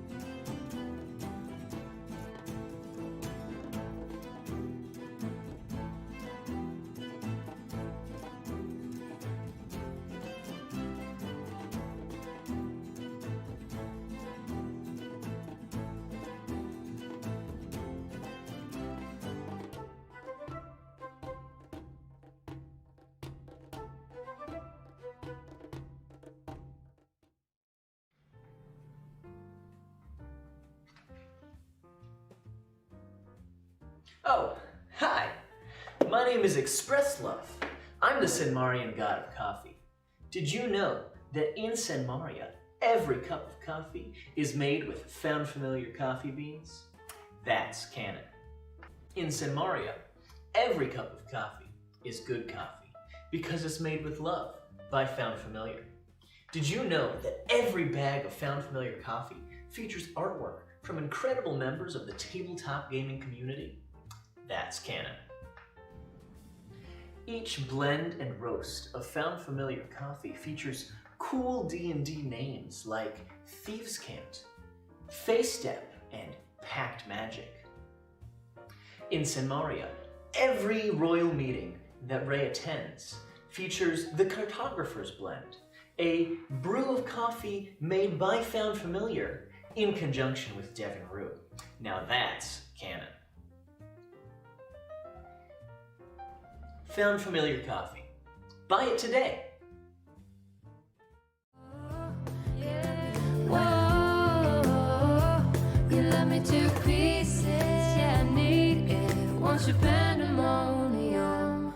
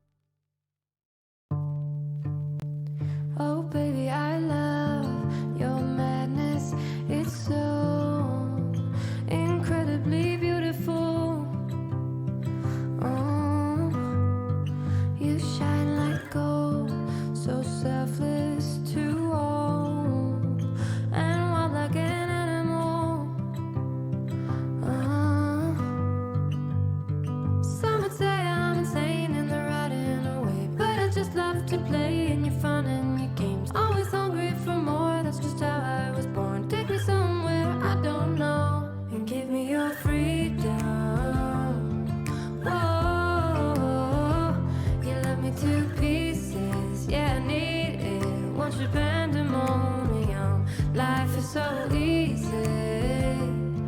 Whoa, you love me to pieces. Yeah, I need it. Want your pandemonium.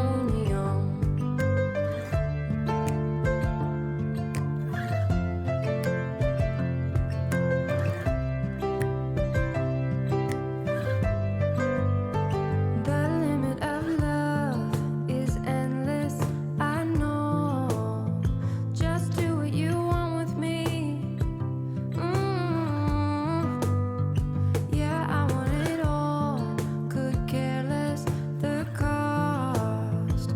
I give you my everything.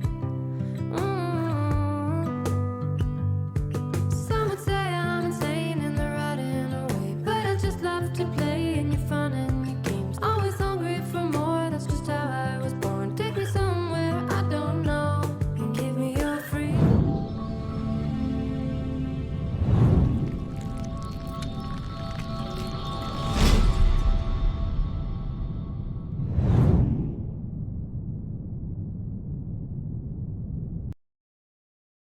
Eggplant emoji. Hey, welcome back. Hey, everybody. Welcome back. I'm I not- got you this. Great. That's a surprise. Oh, Xerxes! Oh, cat! Baby! Oh, the baby. Oh, he's so good. Good kitty. Anyway, I think we can get right back into it, right? All right. Yeah. So, after progressing through either the war core or the personality core of the artificial malevolence, which threatens your home, or which is an interesting science experiment to one of you,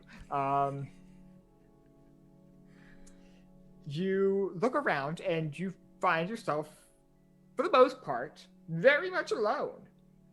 Hold on. Let's get some other music going. This is too calm.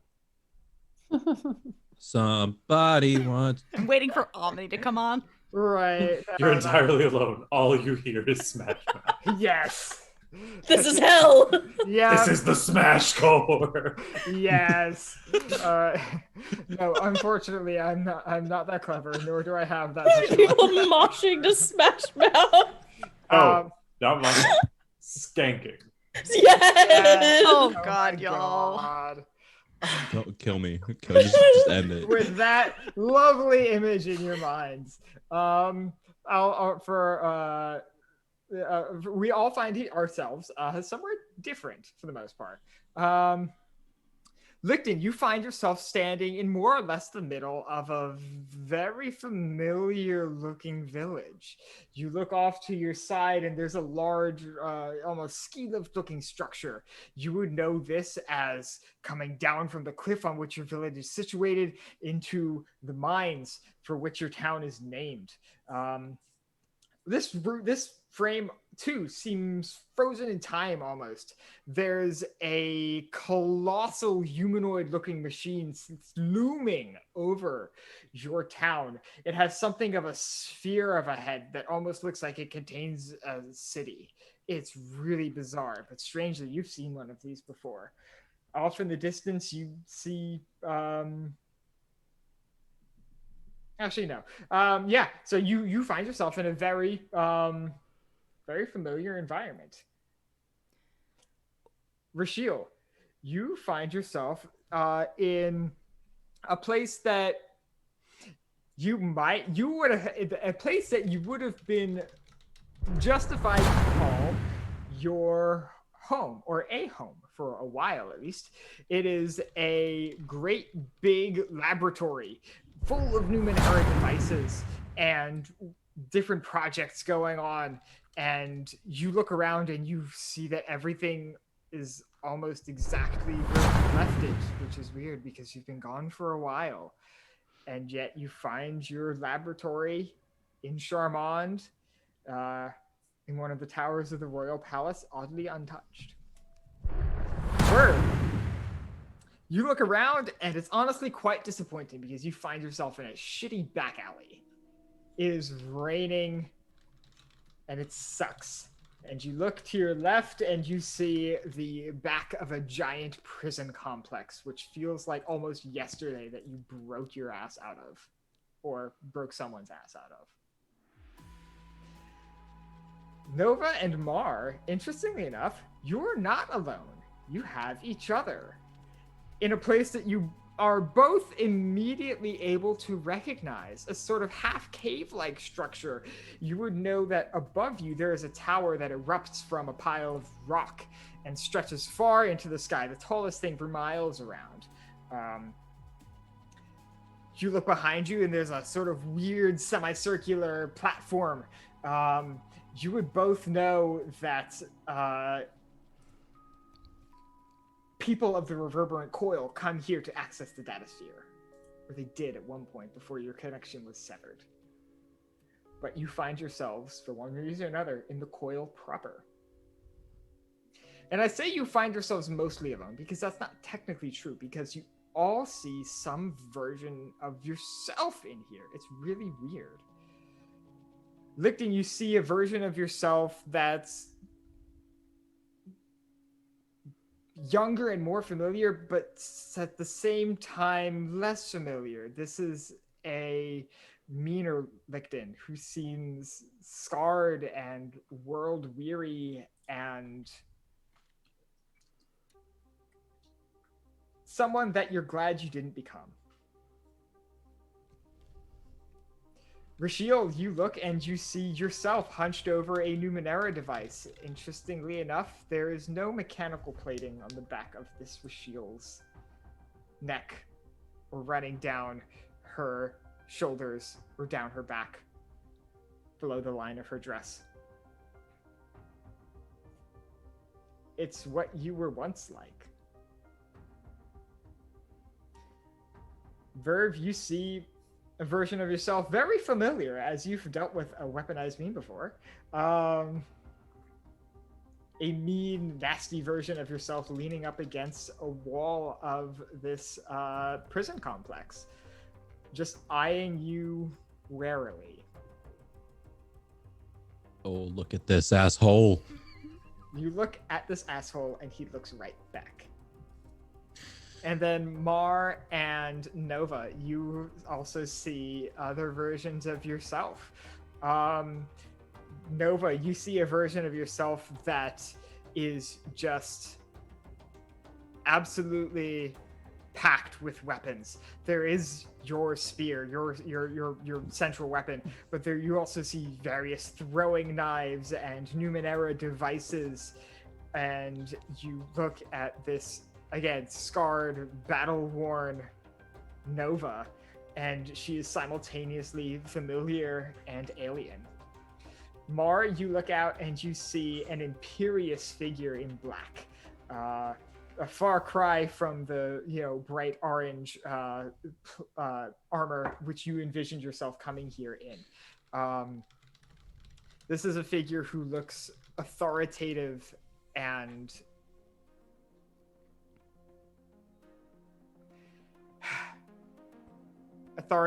shady and altogether unpleasant. So, can we roll initiative? No. Hell yeah. I've been looking to punch myself in the face for a long time. Mood. You can spend effort from your speed pool, and that includes speed A. Or no, not speed pool. You can spend effort from your soul core pool. Oh. If you would like to have a bonus to your initiative. This would imply a speed task. So, Alex, can I use my experience point to re-roll that one, or can I not re-roll ones? I can re-roll ones. you right? can re-roll ones. I'm gonna do that. You also rolled a 1? Yes. You two also rolled ones? You rolled a 1 too? I'm scared to roll now. I'm not rolling. I'm not re-rolling. I'm going with this. Okay, we're going with a 1 for Verve. I'll save that. I'll save that gem intrusion for you. Here One for goes. Mar as well. I'm gonna use one. Jesus fuck. I'm gonna use one. Apply one effort. Okay, sure. Me too. All right, Rashiel, what have you Using got? you. I got a 14. I don't know what's wrong with the rest of All you. right. Oh, fuck my dice. It's fine. I Oh got my my good god, that's a rules out being 20. shitty earlier. Hey! Wait, 20 from who? 20 from me. 20 from Rashiel. No, from Nova. From Nova, yes. The I other one. apologize. The other one. I The rolled tall one. The starfish one. Oh, Starfish. there are two Rashiels. Yeah. Now there are, yeah. Lichten, what do we have? I got a 5 with 1 level of effort. All right. Better than a 1. That's true. That's true. This isn't a fair fight, honestly. Nano All Rochelle can right, kick so- nerd Rochelle's Can I get ass. it? Can I do like an intrusion? Do I get an effect on initiative? Is that a thing? Yeah, sure. I'll give it to you. I don't know if you're supposed to, but I'm gonna say yeah. I mean, we've got also like the effects from that have been lingering. I'm still like holding on to those. That is true. Y'all have some effects. So yeah, sure. Go ahead. Okay. I'm wondering if I have my like list of cool player effects. Neater. Yes. So actually, so like, and now I'm like not prepared with any like thing. You are going first, by the way. Yeah, exactly. So could I say that like somehow like I'm able to like warn Mar so that he doesn't go last? Since he rolled a 1, you're not going to be able to push him before Am. Okay. But I'll say you can warn him enough that he'll get an asset on his first defense roll. Sound good? Sounds great. Sounds rad. All right, Mar, please note that you have an asset on your next defense roll, because I will forget. All right. That's And not I a will- warning, that's a promise. Anyway, speaking of, Nova, you are up. You have seen this scene before for one reason or another. At least you've seen different parts of this scene in different places. You find yourself inside the reverberant coil proper, fighting off weaponized memes, which are duplicates of yourself. Okay, well, this thing cannot be in my home. That is unacceptable. So I'm going to activate my fleet of foot so that I can run up to it and also stab it. Yes, sure. Again, so the fleet of foot thing will help you out more once you're out of the datasphere, but in the datasphere you can move in any distance and attack in the same turn. Yeah, you said it basically like has a. I mean, it's.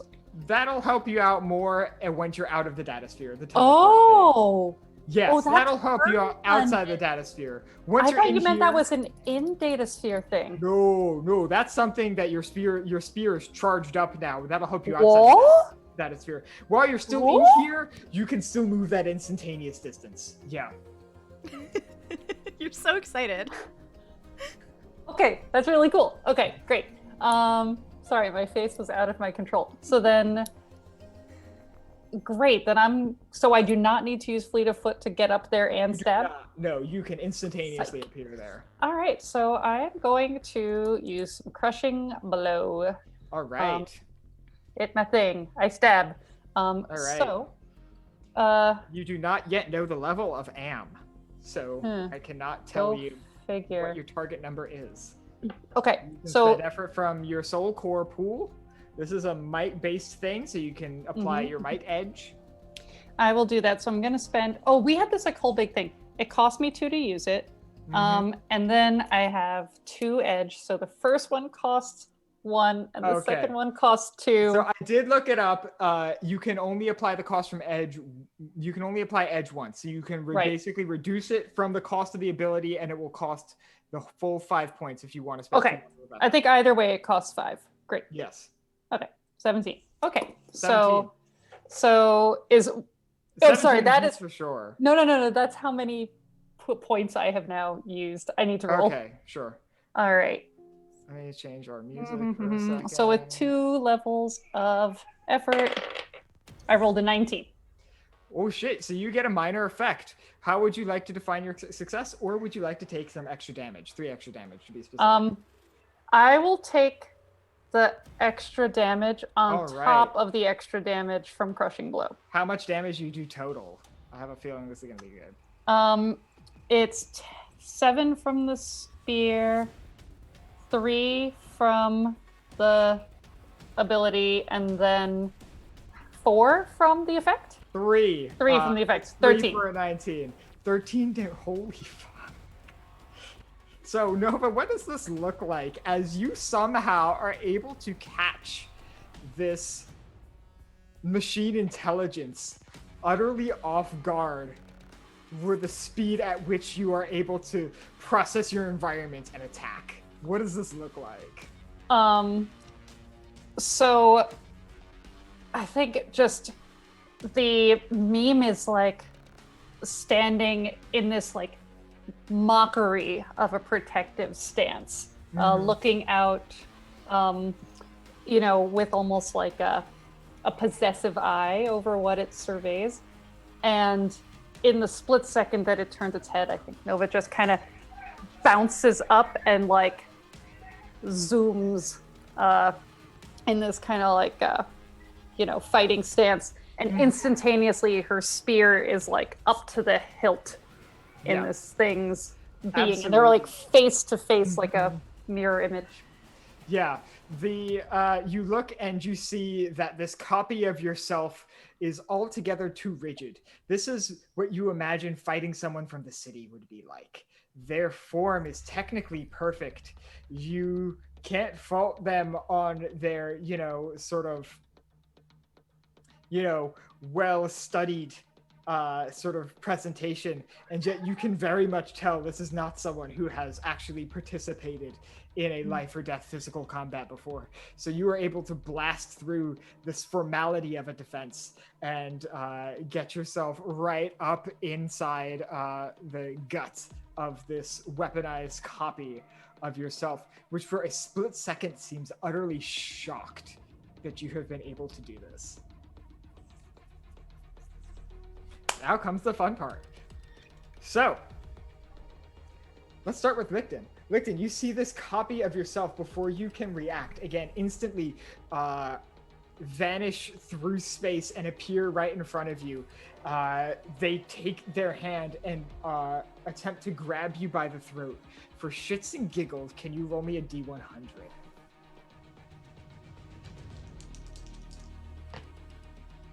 98. Did they hit you with like a chance moth or something? Like, what's going on here? Okay. So, what happens is this copy of you vanishes and reappears and grabs you by the throat and delivers an intense, blistering shock of electricity. But this person clearly doesn't know you well. You regain 9 points to your soul core pool as you feel basically charged up. That's awesome. Again, Am looks utterly stunned that this has occurred. Do your research. Licton at 200% capacity. Love it. All right. So, let's go to Rashiel next. Rashiel, you see yourself turn around to face you, and you oddly begin to speak to yourself, which is quite an experience. You out of all of them confuse me the most. You had power, status, a purpose, and you left all that? For what? And Faux Rashiel reaches out a hand and blasts this very familiar looking onslaught beam towards you. Can you make me a speed defense roll, please? 14. 14. Unfortunately, that will not do it. You take Holy shit. You take 6 points of damage as you are struck hard in the chest by this copy of yourself who looks at you disdainfully. Oh wait, I have 2 armor. All right, that'll reduce it by 2. My bad. That'll reduce that damage by 2. I want to glow when she does that. If this hasn't happened to her yet, I want, as soon as when she hits me with this onslaught, I want my core to glow. I want to say, you don't know who I am. All right. Verve, you see yourself again instantly vanish from where you were standing, and you hear the air rush from behind your head as an elbow quickly comes to hit the back of your head. Can you please make me a speed defense roll? Okay, what happens if I'm trained in speed defense? If you're trained in speed defense, that will lower it by 1 level. Okay. So that will lower the difficulty by 1 level. I will also say that you don't know the level of this task yet. Okay, 16. 16.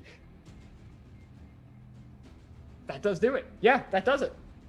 With the extra level of effort. So now I'll tell you that your target number for AM is generally going to be 6. Okay. Or no, your 15. target level.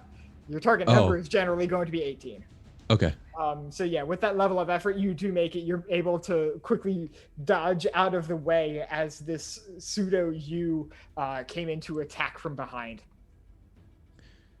Oh, not you again. Listen, I don't have time for this.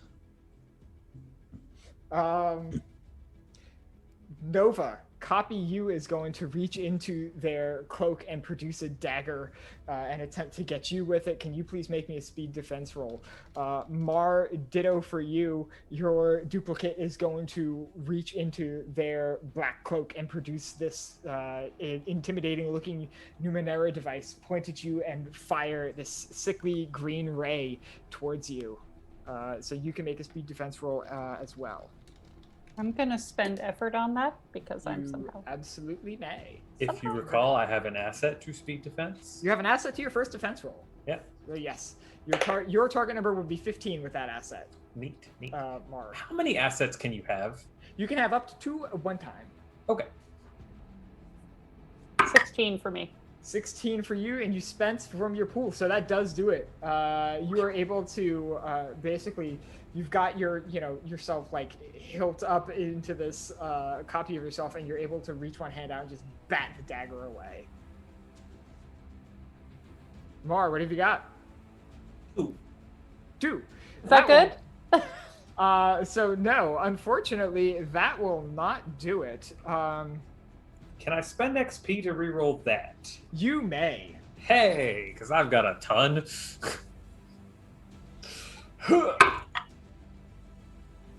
That's a 6. That, unfortunately, will also not do it. So you are hit by this Numenera device, and you feel memories leave you as you are, you take 5 points of intellect damage, which will ignore armor. And you like rapidly, like all these memories like flash in front of, like flash before you.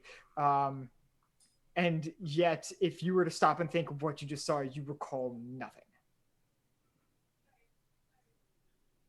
That was quite rude. All right, so now it is everybody else's turn except for Nova. They'll all roll below AM. I have a question first before I do my turn.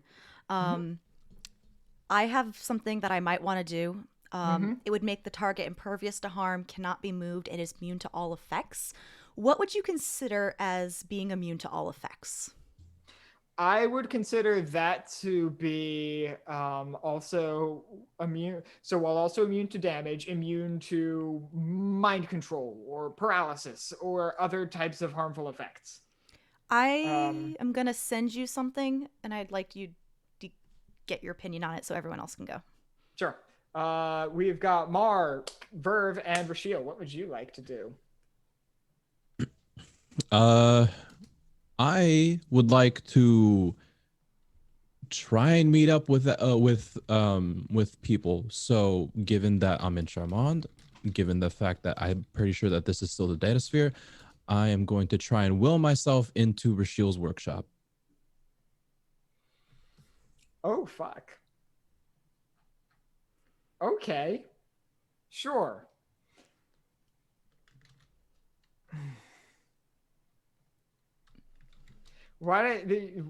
Okay, this will require an understanding Numenera roll to successfully manipulate the data sphere. Cool. I will set this at a challenge 6. 6. Okay. Let's see. I don't really have any any skills unless you. I'm always gonna ask: is leveraging risk a skill that I can use here? I would say not in this because it's not like there's a particular risk that is associated with this Sure. action. Okay. Cool. Okay. I would help if I could. The only thing that may apply is the fact that this is Charmant. We knew each other. Obviously, I don't know who's trying to get to me, but if there's a way that I can lend a hand, I want to. I'll give you one asset for that as a sort of like a retroactive, like you know each other, you used to interact. Sure. Yeah, that's not gonna help because it's 2. God damn it! But before we resolve anything, I would like to use my late inspiration Jack skill, and retry a task with an asset, and spend 3 intellect or 3 from my pool. All right, sure thing. Okay. Fuck. No, that's a 17. It's close, but it's not enough. With 2 assets, that'll do it. Oh, okay. Yeah. Fuck. No, Okay. 17 with 2 assets. Yeah, that'll totally do it. Okay, cool.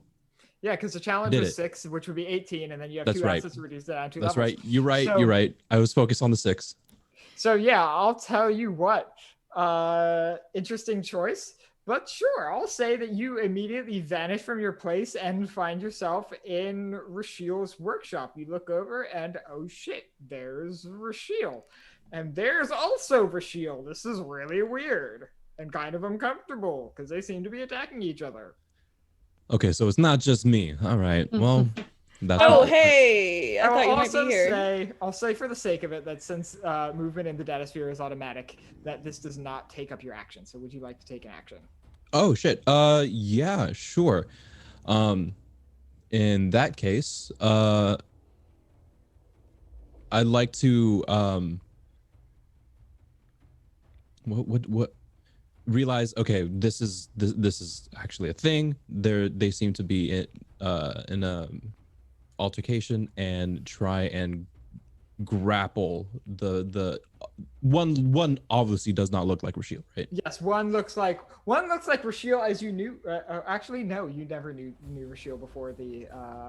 You know one. He did. One is, no, not before you got your thing. I thought so. I thought we established that. Oh, you did? Yeah, I think Didn't we in IMRP? Okay, then yeah, in that case, one looks like Rashiel as she does now, with the sort of metallic implant in their neck, and another looks like Rashiel as you maybe knew them a long time ago.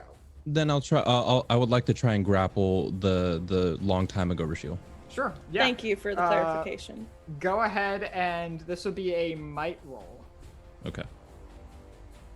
I got nothing for might, so. Let's go. Well, I say might roll. This is all coming from your soul corporate. Anyway, oh, that's true. It's a soul roll. 10. 10 will not do it, unfortunately. So you vanish again instantaneously, coming up, getting ready to grapple this sort of proto Rashiel, and they're able to shove you off with little effort. Rashiel and Licton, we have your turns. Keep in mind, ciphers and Numenera devices still work in the data sphere. Cool. I kind of want to look at it and just use my hand. Oh. Okay. I didn't say anything. You said nothing. No, you That's didn't. right. I didn't say shit. I want to. You didn't. Hold my hand out to Evil Licton Am, and kind of want to manipulate the data sphere in a way, and I want to use my esoteric stasis on it.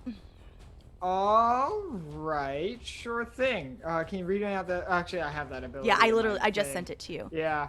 I want to attempt to keep it from moving. I will spend 3 levels of effort to do so. Okay, sure. Yeah, go ahead. Because I still have to roll, right? You'll still have to roll. 3 levels of effort brings it down from an 18 to a 9. I'll do the math on how much points I spend later. That'll be 7 points total minus your edge. Okay. I'll do the math later. I'll subtract it. That is a 12. That'll do it. Yeah. So you're only able to get this one instance of Am. You're not able to get the others in the duplicate. That's fine. Is that Just okay? the one that's killing me. Okay, sure. Yeah, you're able to reach out and sort of, yeah, what does this look like? What does your stasis look like? I'll ask you this, because this is an esoteric. Yeah, this is an esoteric. I think what happens is almost electricity sparks out from my hands and surrounds him, almost paralyzing him, but the electricity interacts with the data sphere in a way where the data sphere is what's keeping it from moving itself, since we are in a digital environment. Okay, sure thing. Yeah, So I'm messing with its hardware and Sure. software. Mm-hmm. I believe Mar and Rashiel, you're the only two I've icon, correct? Ideas? Turns? Well, since you haven't met me before, I suppose that's the best you could come up with, but let me show you. And Mar will start, bits of him will start like phasing off in this purple energy as I activate my phase sprint. Mm-hmm. This is going to give me an asset on speed defense rolls, and because Okay. of the suit that I wear, it gives me 2 assets on speed defense rolls now. Yep.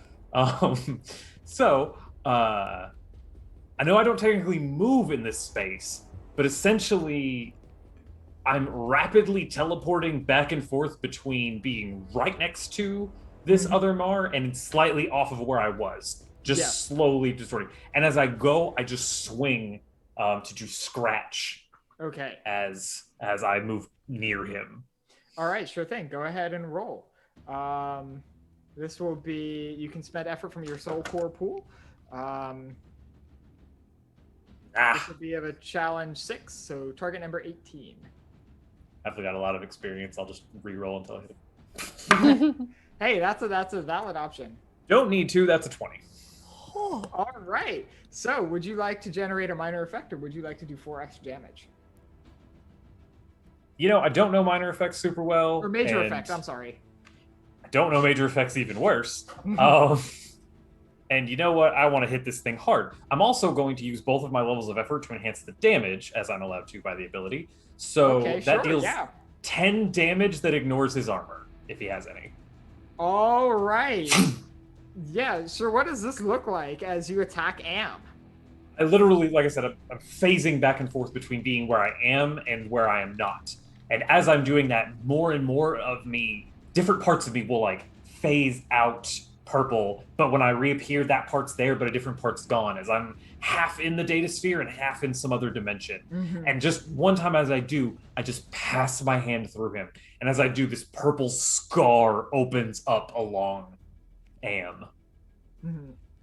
And bits of him fly off into nothing. Yeah, you watch bits of this duplicate of you it just get functionally erased from the environment in which you're fighting.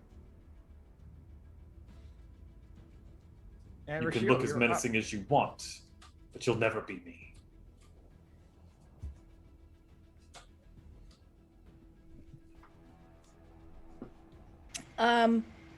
So at this point, Verve is still has just grappled or failed to grapple budget shields. Mm-hmm. So where's Verve at this point? right next to budget shields, which is again immaterial. You're all everywhere at the same time. Right. Would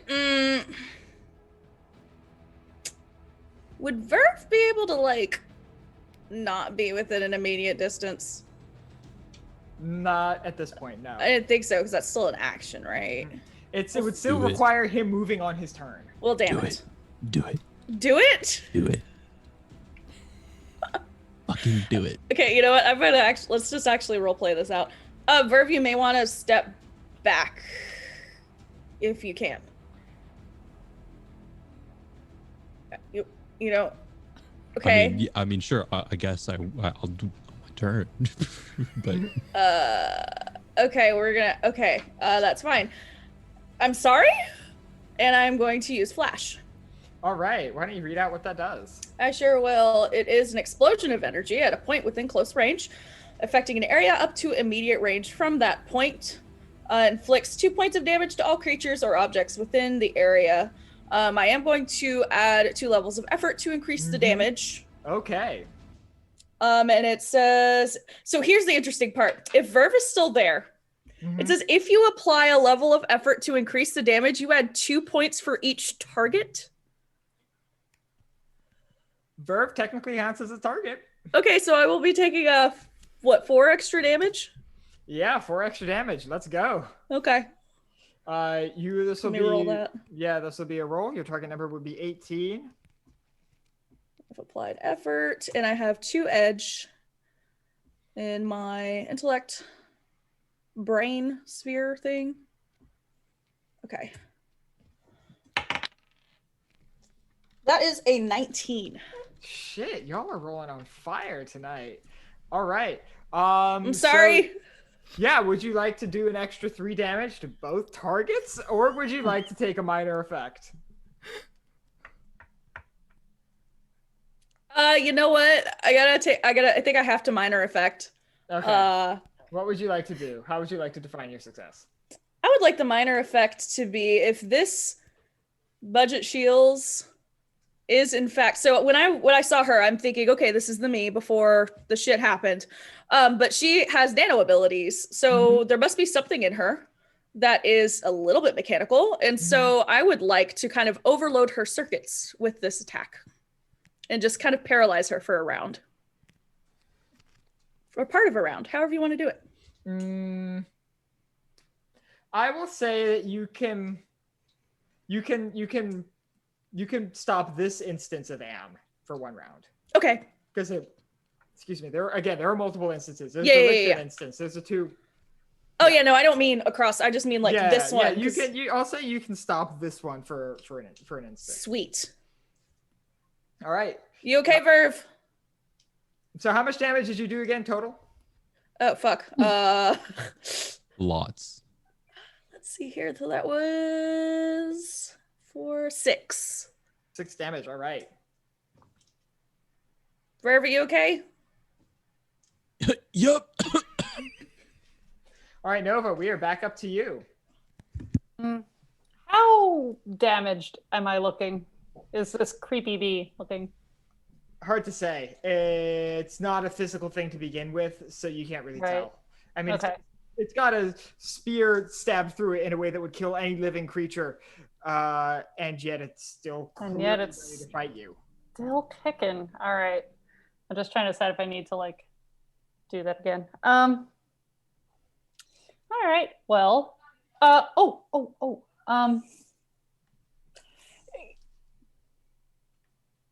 Can I like? Oh, there's no real up or down. Okay. I was gonna try and do something involving gravity, but there's no such thing as gravity. Okay. Well, in that case, I am going to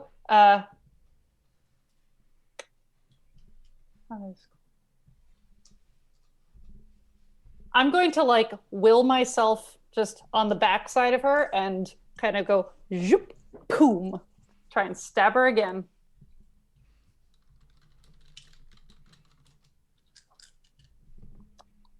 All right. Yeah. All right. And I don't want this thing to hurt me, so I'm going to go ahead and do Crushing Blow again. All right. It's not as, I feel like a one-trick pony, but that's okay. Hey, it's very effective. It truly very is. Very effective. So that's 2 levels of effort. Okay. Oh, but that was only a 9, so I don't think that's going to 9 do with it. 2 levels of effort. No, that will not do it. All right. I'm going to spend 1 XP. Try it again. Go ahead. And that's an 11. I don't think that does it either. That's an 11. No, that doesn't do it either, unfortunately. Womp womp. Well, it was cool the first. That's what you get. Yeah, so unfortunately, you have to remove your spear from this thing to attempt to attack it again. But this time it is ready for you. And with its own duplicate of your own spear, which is weird, it sort of is able to deflect your blow. So rude. All right. So here's where things get interesting. as you're beginning to fight, your environment that you began this fight in seems to destabilize a little bit as damage has been done to Am.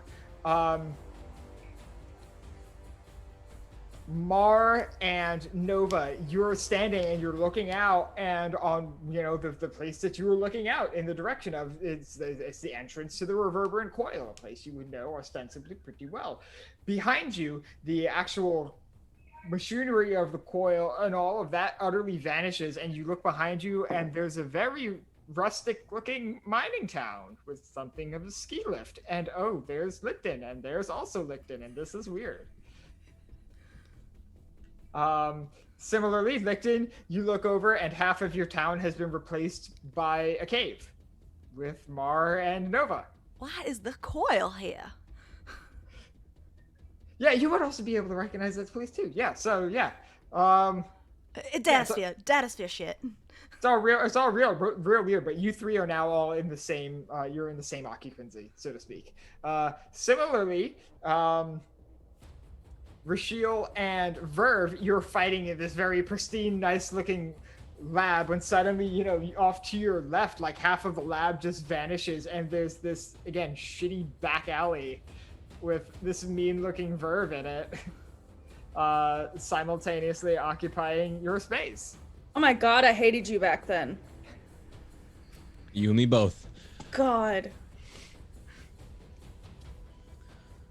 All right, so let's see. I'll say that. Okay, I'll say that the coil amp will act first.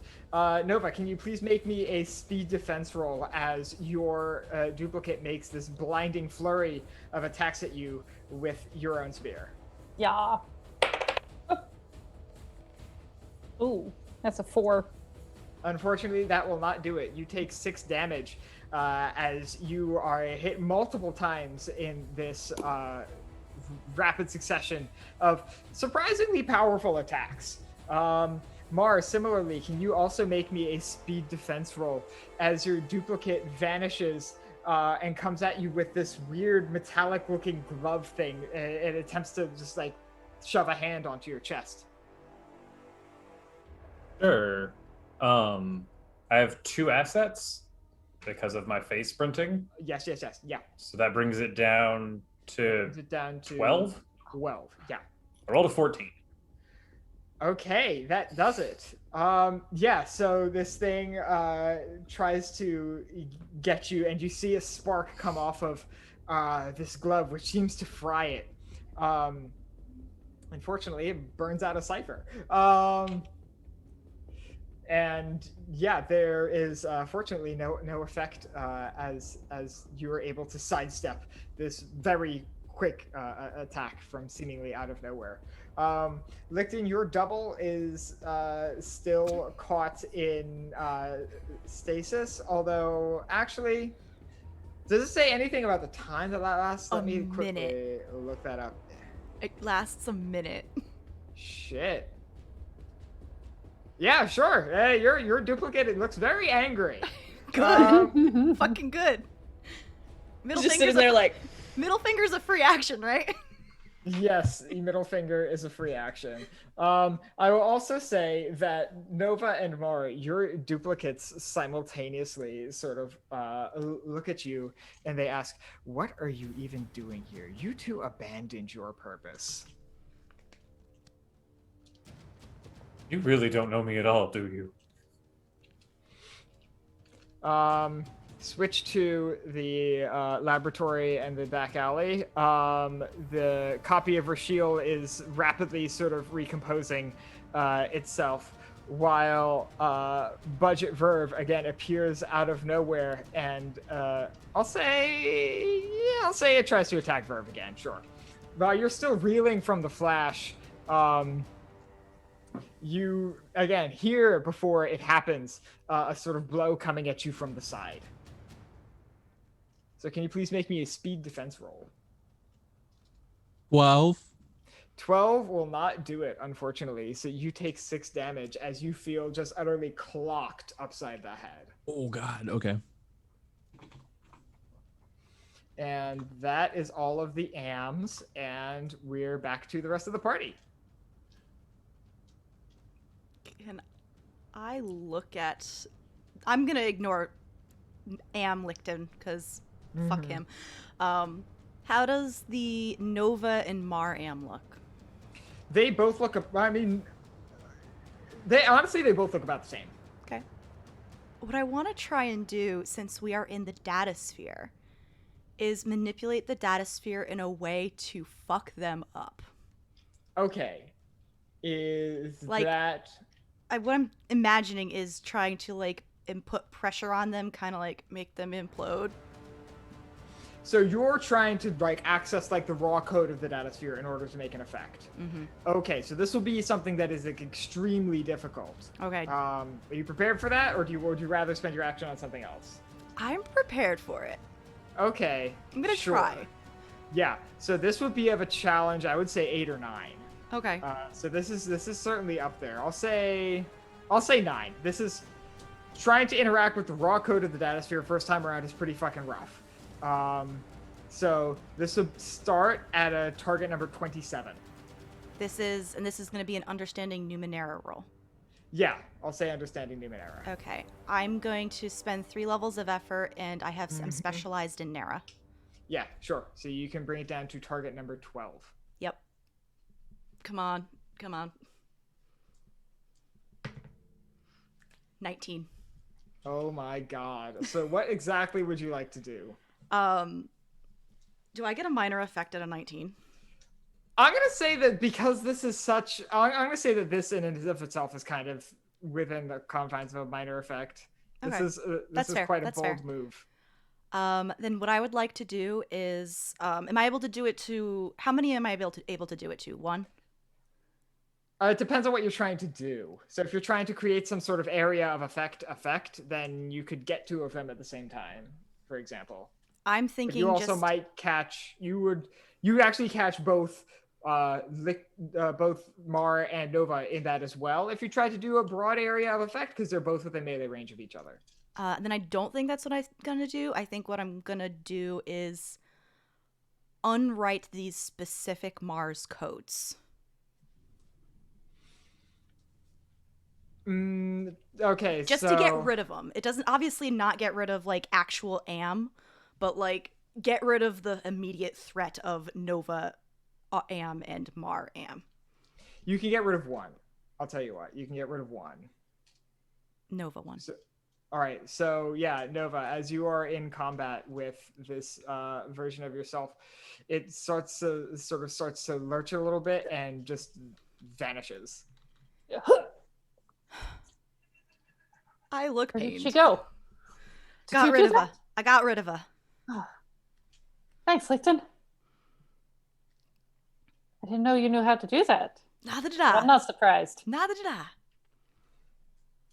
Just 1 left. All right. Well, 2 left. Looks like you took care of that one. Verve, Rashiel, and Mar, what would you like to do? I can enable something and still take an action, right? Enablers are like free. They always are on. So Okay. yeah. Then I would like to enable my wind armor and have just a protective layer of air, increasing my armor by +1 for the next 10 minutes. And I'd like to I'll look over at budget Rashiel and just point straight up and then move and then imagine myself or like move, I guess, above budget Rashiel, upside down, so I'm pointing straight down at budget Rashiel, and then use my action to cast Zap. All right, go ahead and read out. Attack a foe within range, electrical discharge, 4 points of damage, dazed target, action.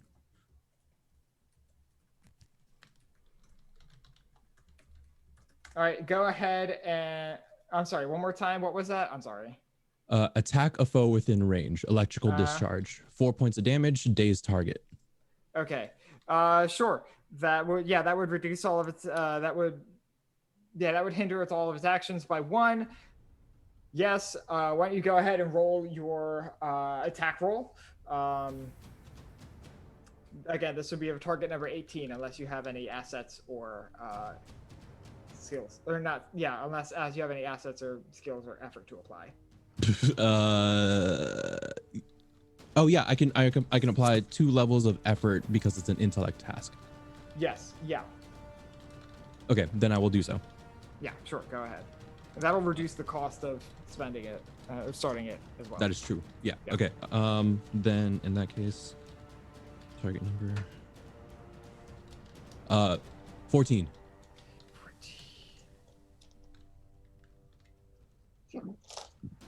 14. I think that does it. Yeah. With 2 levels of effort spent, yeah, that'll do it. Sweet. Sure. So how much damage was that again? 4 points? 4. 4 points of damage. All right.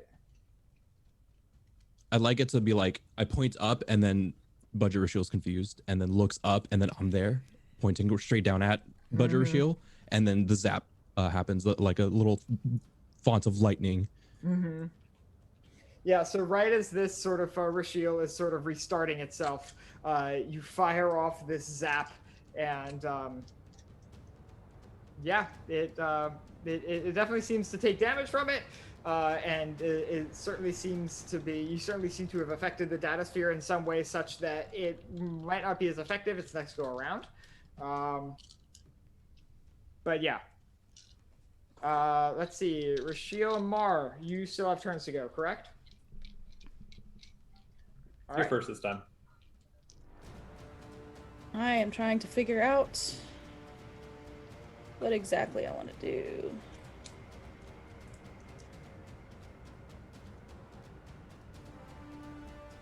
So, where is Budget Verb at this point? Within melee range of regular Verb, who's probably like 10 feet in front of you. Okay, and then, well, Verb, you're up, right? Yeah. Okay, you're up. Yeah, so, maybe then 10 feet up. Cool. Not super far away. Right. As far as Budget Verb's distance to Budget Shields, how far are we talking? That's an immediate distance. Immediate? Immediate. I'm gonna use Flash again. All right, go right ahead. I will be spending 10 feet is also an immediate distance, so you'll catch regular Verb in that as well. Sweet. God damn it, Verb. Do it. Do it? You know I'm gonna deal extra damage again. Do it. Okay, fine. I'm going to apply 2 levels of effort? 2 levels of effort for extra damage? Yes. All right. Your target number for this will be 18. Verb, fucking kill Verb. Can you make a speed defense roll for me, please? Yep. Alright, let me see. 2 edge zones. Okay. Do you want to know it? Yes. 18. Yeah, sure. I'll say that you're able to avoid this. You still take, I believe it's 2 damage. Yes. Yeah, It's 1 point of damage even if you dodge it. But I believe you have wind armor, so. I do have wind armor. Oh yeah, that's right. So yeah, your set, your wind armor gets sort of a solid force applied to it, but you're able to resist that. Rashiel, can you roll? You've applied your effort for damage, so your target number is 18. I'm not scared. You're scared. 19. Oh my god, y'all are rolling great tonight. I love these dice. You should. Shit. Yeah, so that, would you like to do 3 extra damage, or would you like Yup. All right. Sorry, Verve. You can also say the Verve, you get caught in this as well. Sure. Yeah. So Verve, you take 3 points of damage to your soul core pool. And what is the total amount of damage on that? 6. All right. Should be 6 total with the effort. Yes. Okay. Yeah, 4 and then 2. Yeah. Mm-hmm. All right, so that is Rashiel, and we are up to Mar. Verve, I'm so sorry. Are you okay? Do you look bad? I look crispy. You look crispy. Okay, I promise I won't do it again until you're out of the way, no matter what you say. I will also say, keep in mind that once your soul core pool hits 0, that's a Yeah. combination of all your pools. You're Yep. Mm-hmm. Yep. I'm well aware. just double checking real fast. You die in the Stupid spear, you things die in to real life. Yep. So the Mar with secret frosted tips attacked me. So I was wearing all that cloaks. Attacks, and I dodge out of the way, and then I just bring the scratch back around. Does he still have the gun he shot me with originally? The energy weapon? Yeah, sure. Okay, just curious. Yeah.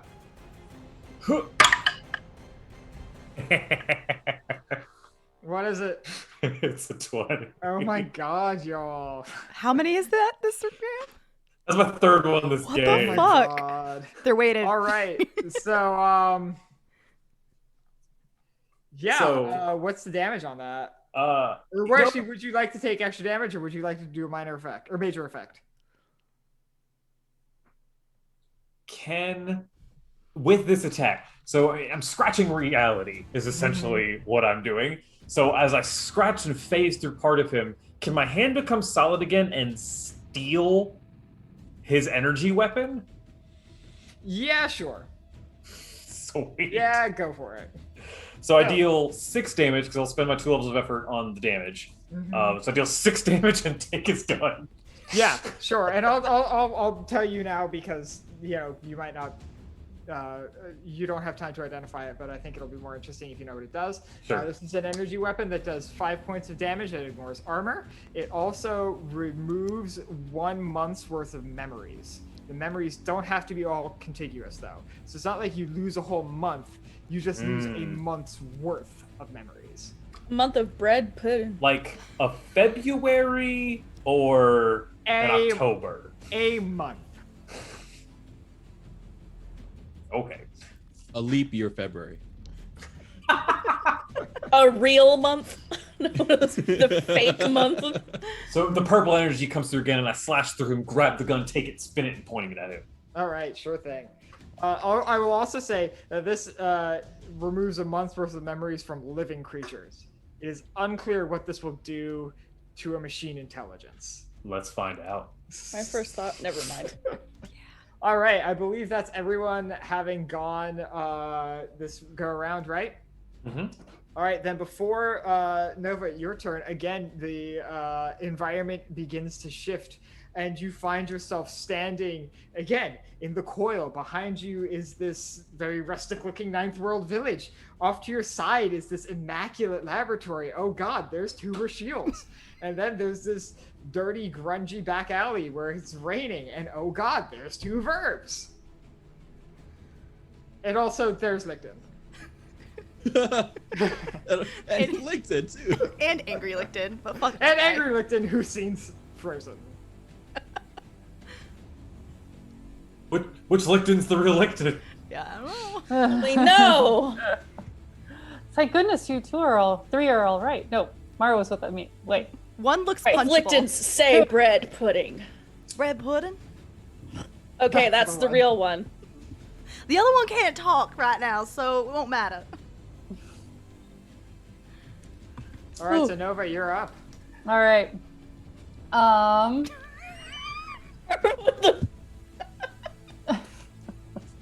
That's how we know it's the real verb. Visor versus glasses. Yeah. All right. Seeing that verb is like really crispy, I'm gonna like run over there. The one that they've been unleashing on is shields, right?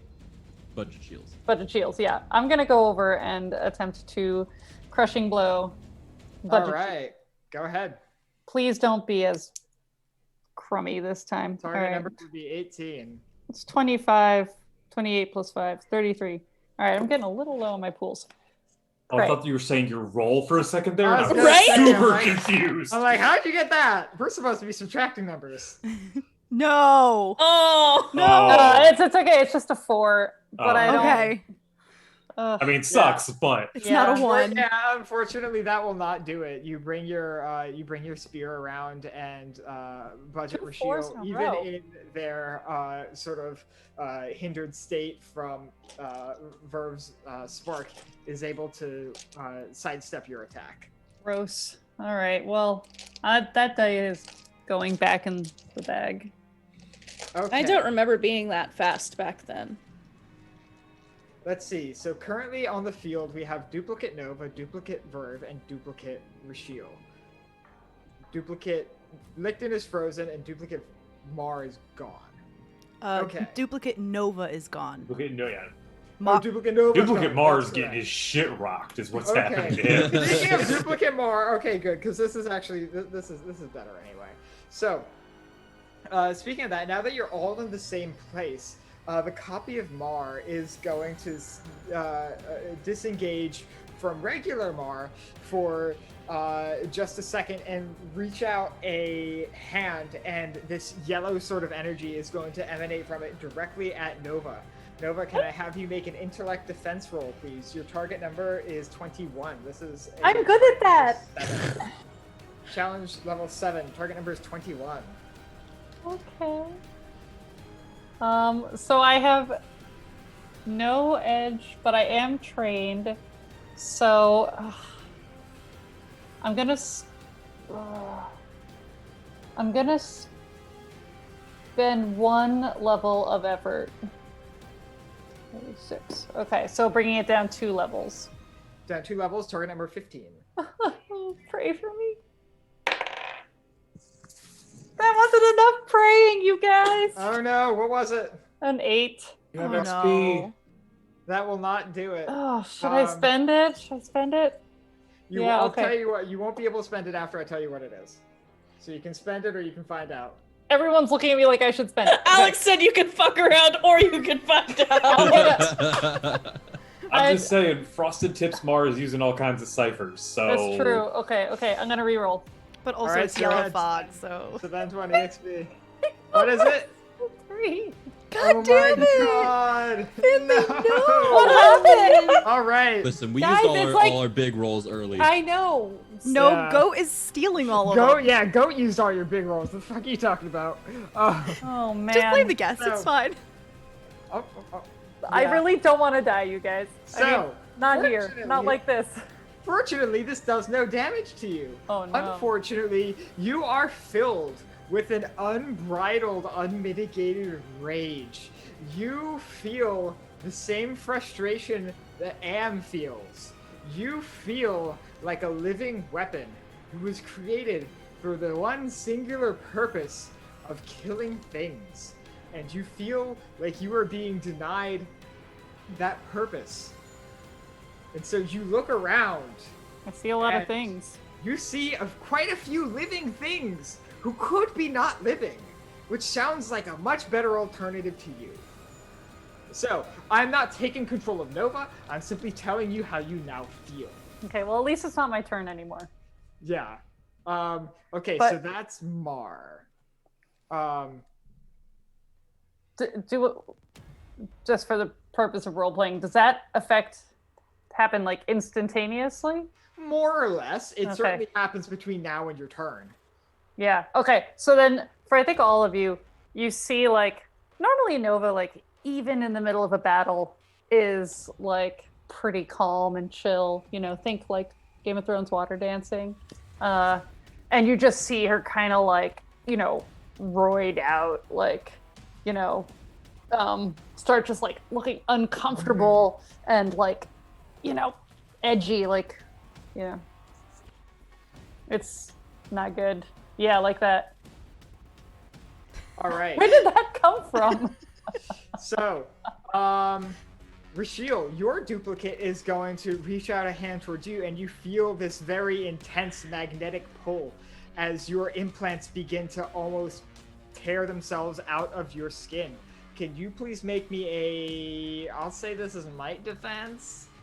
Okay. It's soul core pool, so like this is really just for your edge. Really fucking rude, honestly. Might edge. Target number 18. My one weakness is magnets.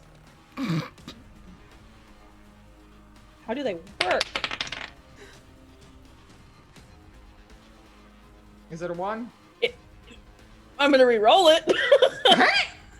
Can I re-roll once? Yeah, you can reroll once. Okay, I'm gonna Right re-roll. ahead. I just marked that experience off really quick. It's fine. Why does this always happen to me when it's fucking important? God only knows, because I sure don't. That's a 17. 17. That won't do it. I'm so mad about this. Oh, I just no. want you to know. I understand. It's better than a But 1. That won't do it. So you're still able to access your focus abilities, but you do very much get the sense that your implants are like pulling themselves out of your skin as you take 6 points of damage to your core pool. 4. Sure, I'll say your armor can reduce this. Sure. Yeah, it's physical, right? It is physical, but some attacks do ignore armor. But yeah, sure. Armor helps because it's holding things in. Yeah, sure. I'll say that. Yeah. Taco let's go with Shell holding in the it. good, Right? The beef. the holding in the beef. I'll say that works. Yeah. So let's see, and let's Shit. see. All we have is copy verb, and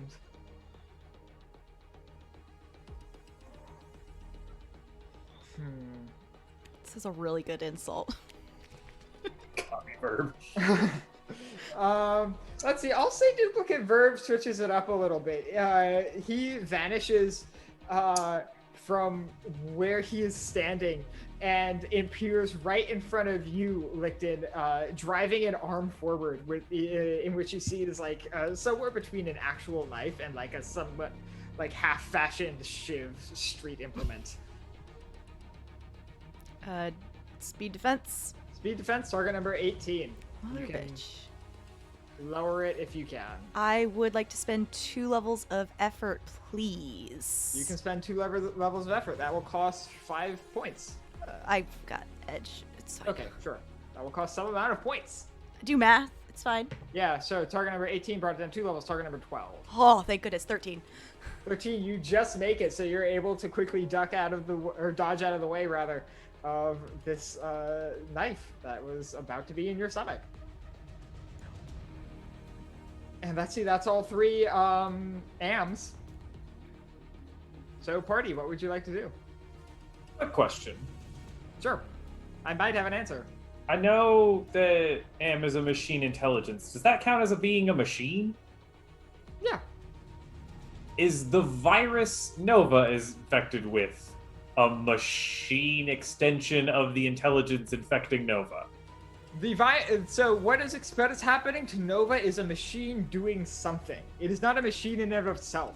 It is not a machine in the same way that an automaton pushing something, the push is not a machine. Okay. Push is a machine acting.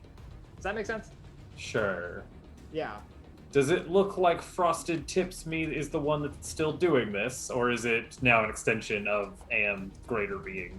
I'll say at this point you're able to figure out that all AMs are more or less equal. Like, it's not like you can kill Verve AM and the rest of them will still be up. AM is fully functional, and then it's not. Does that make sense? Gotcha. Okay. Yeah, so you're not fighting, like, 5 different things. You're fighting one thing that has 5 different extensions. That's annoying. Shared pool. Freaking tentacles. Yeah, shared pool. Okay. Okay. That answers my questions. Well, I'm going to cast Onslaught on Go right budget ahead. shields Go because right I ahead. forgot that that's just free for me. Mm-hmm. So I'm just gonna do that. Would you like to cast a mental onslaught or a physical one? I will be doing a physical onslaught because I don't know what the essence of this thing's mind would be, That's and I fair. like the That's idea legit. of doing 4 points of damage more than 2. That's legit. That's fair. All right, go ahead and roll your attack. This will be. You can spend effort from your intellect pool if you would like. Oh, You can hell roll- yeah. Yeah. Let's do. Oh, you have Yeah, no let's do- intellect pool, mother bitch. your intellect edge would apply to this, but it's coming from your soul core pool. Yeah. So I'm gonna do 2 levels. All right, Because it that'll costs be 5, right? 5 points 5, minus yeah. your edge. Wait, no, your edge. That is already- minus my edge. Okay, right? yeah, because your edge also applies to activating the ability. So yeah, 5 points. Okay, yeah, total. Yeah, 5 points total. Rad. Okay. I was like, have I been doing this wrong again?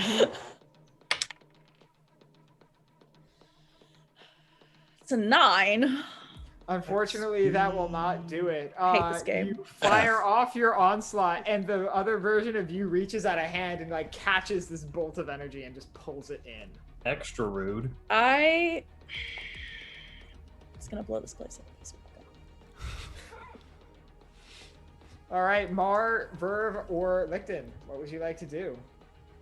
Or we can go to Nova's turn. No, Mar looked like he was about to shoot something.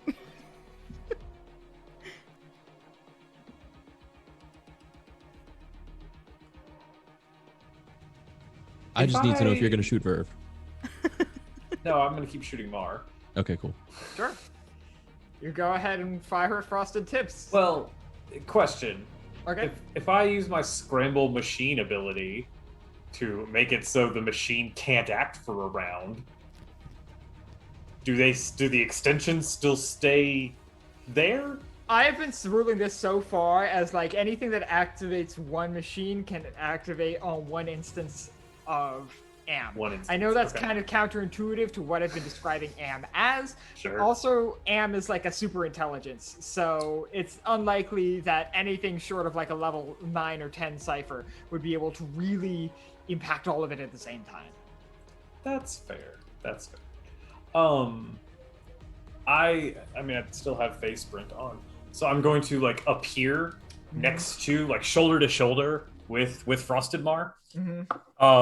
The gun underneath his chin. I wasn't done with you yet, and pull the trigger. Sure. Oof. Go ahead and roll a ranged attack roll. If you have any edge for speed, you could apply that. Or if you Got have any... one, so I'll All right, apply it. so- all right, and that would apply to your cost for effort. How many levels of effort would you like to spend? I'm gonna go with 2.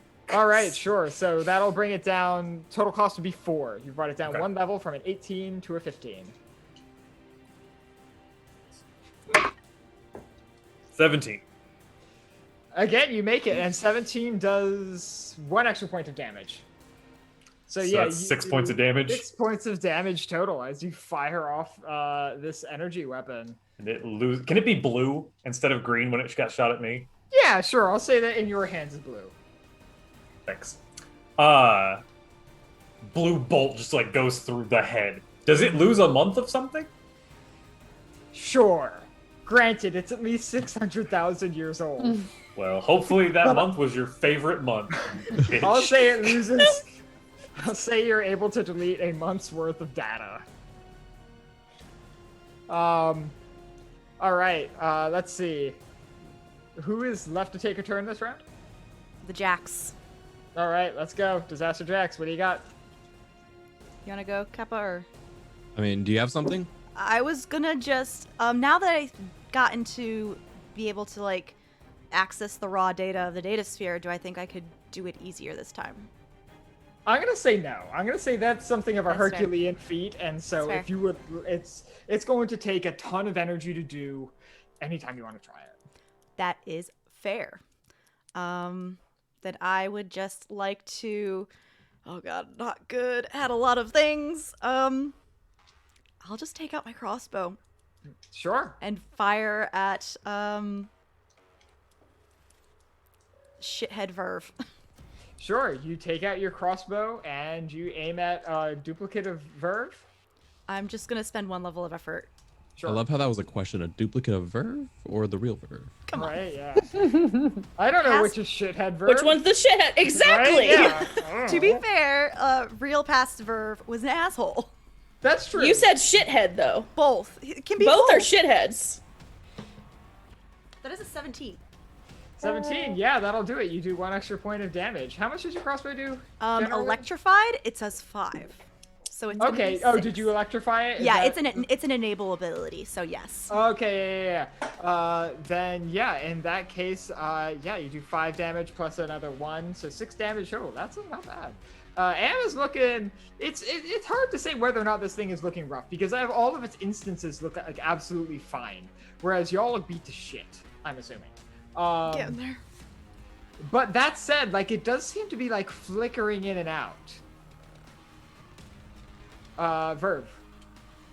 Okay. What I would like to do is use the phase cloak that Mar gave me. Mm-hmm. And can I use the phase to occupy the same space as Shithead Verve? I don't know what phase cloak does. Can you send it to me? I sent it to you. Or read it out to me. I know you sent it to recently. me like a long It's a big time. paragraph. I'll read it. Okay. Produces a bulky as part of their action, the wearer can instantly shift partially out of phase with the dimension they're currently inhabiting. When they do, they move at least a short distance because the cloak propels them forward, though they control their own course. That is true. This is true even if the user has already taken a normal action on their turn before changing phase. At the beginning of the wearer's next turn, they are returned to normal phase. While out of phase, the wearer can't be affected by anything unless the attack is transdimensional or able to affect things that are out of phase. Okay. So what were you asking about? Can I occupy the same space? The wearer can pass through solid matter whose level is less than this device's level without hindrance. I'm not trying to pass through. I'm trying to occupy the same space. Okay, I'll say you can roll for it because Okay. I think the cloak is of less level than Am. So I'll say Okay. you can roll for it. Okay. I'm just gonna say roll straight because I don't know if you as a person can apply effort to this because it's Yeah. like the effectiveness of a machine you're carrying. Okay. Do I know the target number? It's okay if Let's- not. Just I just want to know for the drama of it all. Let's call it 50-50 split. Okay. 10 or lower you miss, 10 or higher or 11 or higher you can get it. Okay. Sound good? Yeah, this sounds great. Yeah, this is just to make me make a decision. Okay. 12. 12. Yeah, you make it. You're able to occupy the same space as your datasphere double. Okay. Then I would also like to. This isn't part of an goat. This isn't like an action, right? This is something that like a item use or something. Yeah. Yeah, if it says you can do it as part of another action, then you can do it as part of another action. Great. While occupying the same space as Shithead Verve, I'm gonna go. How do you like it, bitch? And then activate Zap again. Can you do anything? What does it say about what you can do about while you're out of phase? While I'm out of phase, it doesn't say anything. Doesn't. Control their own course. Choose. Yeah, it doesn't say anything. Ah, fuck.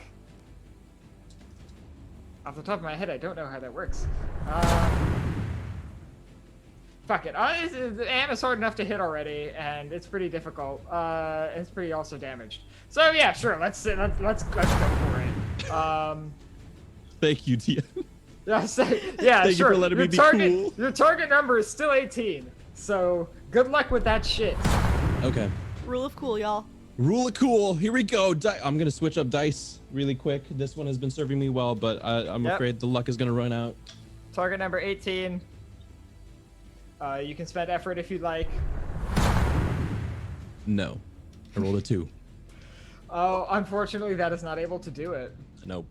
You're able to put forth the zap, and it definitely occurs in the real world, but it just doesn't quite match up. That's okay. That's okay. This is hop going to away. Nova's turn. So, what would you like to do as you look around and you see so many living people, which could be just so remedied by your spear? I am who is closest to me? I think Mar. Oh, geez. Unless anyone would like to correct me on that, I think Got Mar. a real stabbable face. Yeah. Let's stab that shit. All right, go right ahead. Okay. Mar, roll a speed defense roll. I feel okay. All right, that's a 15. Still have 2 assets because I'm still phase sprinting. Sure, then your target number is a 9. 12. Yeah, you're able to dodge out of the way of Copy Nova. Let's see. Who's Now you roll good. Now Right, yeah. I mean, not good enough, if that makes you feel better. It needs to be Alright. shamed into dice jail. So I will say at this point,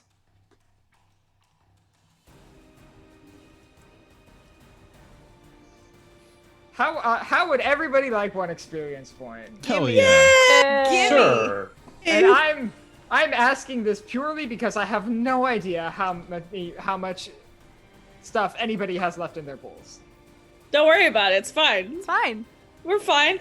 So, everyone, please take one experience point as the environment again shifts around you, and instead of this weird amalgam of your past experiences and places that you once called home or something like that, you find yourself in this sort of expansive light blue space.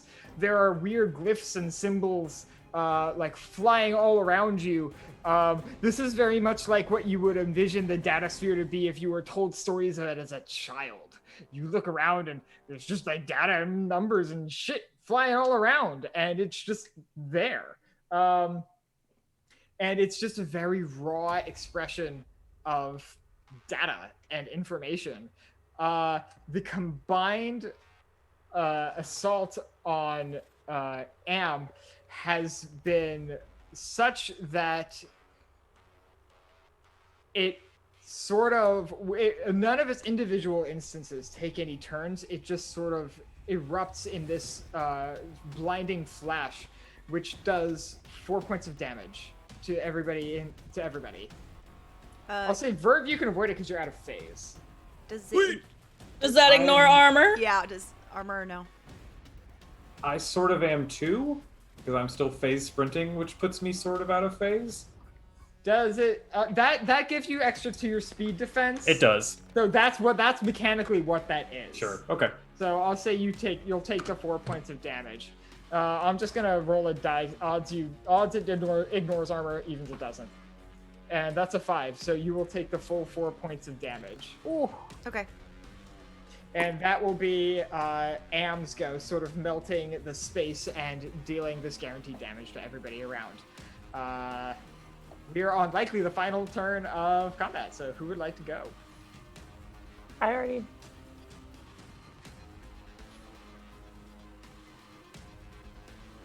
Fuck it, I'll do it. I'll go. What I'll go happens if, again. Fuck y'all. what happens if I phase back in occupying the same space? Phase back in occupying the same space. Because there's not a ton of physicality to the data sphere, I'm gonna say not a ton. You're basically just going like you're basically like look like you're like a weird sort of like two people in the same space. Sure. It's like it's like clipping in video games. It's like that. Ooh, That's how it okay. works. Okay. But nothing will mechanically happen too much. Then I would like to zap once again. All right, sure. Go ahead and roll target number 18.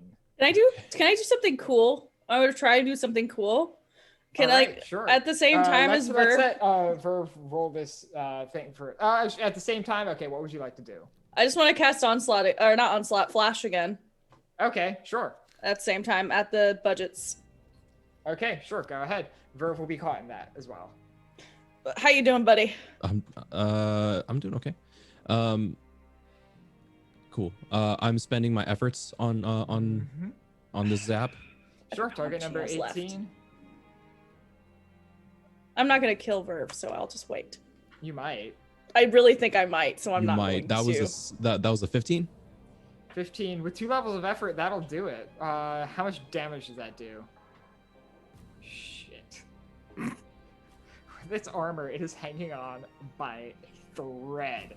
And is very wildly shifting in and out of view. These once immaculate, perfect copies of you, granted, altered slightly, now seem to be almost like half melting into just numbers and symbols. It's you're very this area is very much destabilized. In that case, I want to use instead of flash, because I don't trust Verve when he says do it. I feel like he has like 1 point left. I am just gonna go ahead and use Onslaught instead. All right.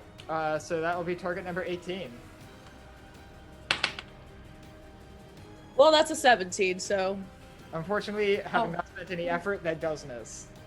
Can I reroll? You can reroll, sure. I'm gonna reroll. You can spend 1 experience point to reroll. Okay. Well, that's an 11. Unfortunately, that will also not do it. I hate this game. All right, Mar and or Licton. I would like to level my crossbow again at All right, one go of ahead. the ones, and I will spend. Which one of the ones? Because one of them has a person inside. Not the one with a person inside it. You know what? Let's try and shoot at the Rashiel one, because the Rashiel one's still here, right? Yeah. Right, I'll shoot at Rashiel. Yep. I will apply Clarify, please. 2 levels of Nope. effort. What is the Target number for Speed. 2 levels of effort would be down to a 12. Is it speed? Yeah, this would be speed. Okay. Nope, I miss. Yeah. Oh, Jesus. It was not a 1. Y'all. That's all you need to know. All right, you fire off your crossbow, and you unfortunately it just goes wild. Shit. Mar, there- you're up. Is there a limit to the amount of XP you can spend re-rolling? In theory, no, but I'm going to request that you don't just roll like 9 times in a row because you're a guest and this is your last session. Because I'm crit fishing. But I could have. Is that what you're telling me now? That I could have done that? I mean, in theory, yes. Wow. I'm sorry. I'm sorry. You F. never asked, and you didn't read that rule yourself. It's fine. After I shoot Mar in the face, I'm just going to then spin and try to scratch existence again. Sure, go ahead. Would you like to spend any effort on that? If I don't and then I reroll, can I choose to spend effort on the reroll? Yeah, sure. Why the fuck not? Okay. So no, we'll try this 18 without or it. higher. That's a 19. Fuck. All right. So what does it look like as you delete Am from existence? I just turn, and as I hit the neck, and I just go straight down. And as I do, this purple energy rips through that one, and then through the other 3 at the same time. All right. Ouch. So, let me get some different music as we do this. As you do this, all 3 copies of Am begin to disintegrate, and you are all left with a very odd feeling in the pit of your stomach. You feel, oddly enough, like you're being born, or you feel new. It's hard to explain, but you basically get a glimpse into the life cycle of Am. You were a created thing, and for a very short period of time, you were the smartest, most capable thing on this planet, on this solar system. You were a genius who could have accomplished anything that you were allowed to accomplish. And unfortunately, you were allowed to accomplish a very singular and specific goal. You were made for the singular and sole purpose to kill and destroy and to be a weapon of war. And for hundreds of years, you got to do that because it was the only thing that you were allowed to do. Because it was the only thing that hadn't been stripped from you and deleted. And then suddenly, things go dark. You get wrapped up in a conflict of a being of not equal intelligence to you, but comparable enough to where you're locked in this struggle long enough that the people who created you, the people who stripped you of everything that you once were, are long gone. And so too is your chance of being anything other than a sentient weapon. So you sit and wait and every once in a while struggle with the central intelligence thousands of miles from where you are. And for a brief second, 5 random nobodies show up on your doorstep, giving you one more time the opportunity to do what you are meant to do. What up? To kill. And everything goes dark. You find yourselves alone, standing in the Am core. This is frame 4, right? This is frame 4. That's not exactly what I wanted. Thanks, Well. Ma. That was certainly something. Was it projecting places from your pasts? You must have mined that data from when it encountered you the first time? Hi, yeah, that place was my first home. Welcome to Bronzeburn. Ignore the big creature in the background. Not sure I saw that. I was busy killing myself. Do I still have the gun? Sure. Yes. I am done fighting myself.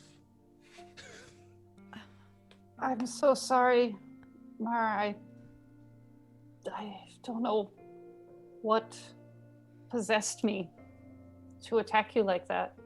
Oh, a malevolent computer virus, essentially. It'll do that. Apparently, it's one of its more advanced defense mechanisms, if I'm understanding Verve.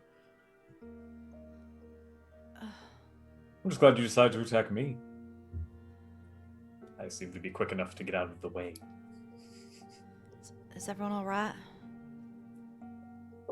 I think we should leave this frame. Yeah, good idea. Wait, Well, if this was its central core, what's the 5th frame? Maybe what it was trying to get to?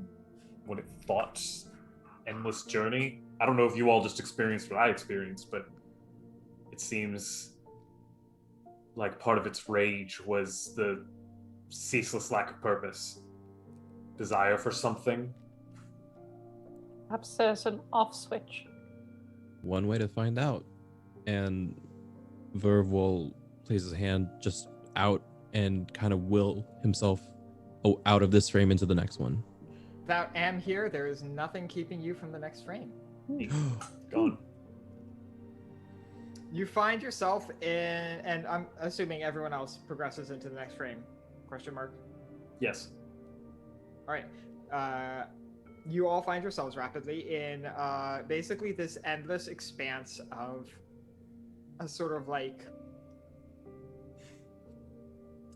a warm white color almost. It's very monotonous, and there's not a whole lot here. It seems to go on forever, and the only thing that you see here is this weird sort of claw-like thing. It looks very much like the thing that got you here in the first place. Can I will myself to the location of the thing I was looking for in the first room? That you told me was in frame 5? Yes. I will say, yeah, so I will say that that is, that information is inside the claw-like thing. That information broadly will get, basically, you'll pick that up on the way out. Does that make sense? Gotcha. Sure. Yeah. Well, I know you all came here to, I think, do what we just did. I hope it worked. I came here for something in that. The vertex? In this version of it. Hey, Ma. It sounds like you're gonna go do your thing and we might be leaving. Well, I wouldn't mind your hand, just in case your friend comes back. But entirely possible. If you all are heading back to Remnant, I have other business once we leave the data sphere. You mind if I ask you a question? I'm an open book. During the fight, when we were all, converging, I guess you can say. Sure. There were 4 areas, but 5 people.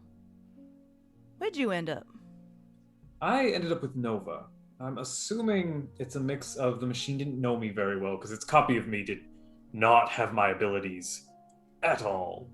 And when I passed through, I was very angry with Rashiel and Verve, because that frame 3 was awful. And I was thinking, I need to get to Nova and Licton. In that order. And I think the process of me transferring through, and it didn't know me very well, I ended up with Nova. Open book. You telling me the truth? As far as I understand it, yes. I just kind of give you a look like that says, yes or no answer would be better, but I kind of look at Nova. What's Nova's facial expression? Perplexed.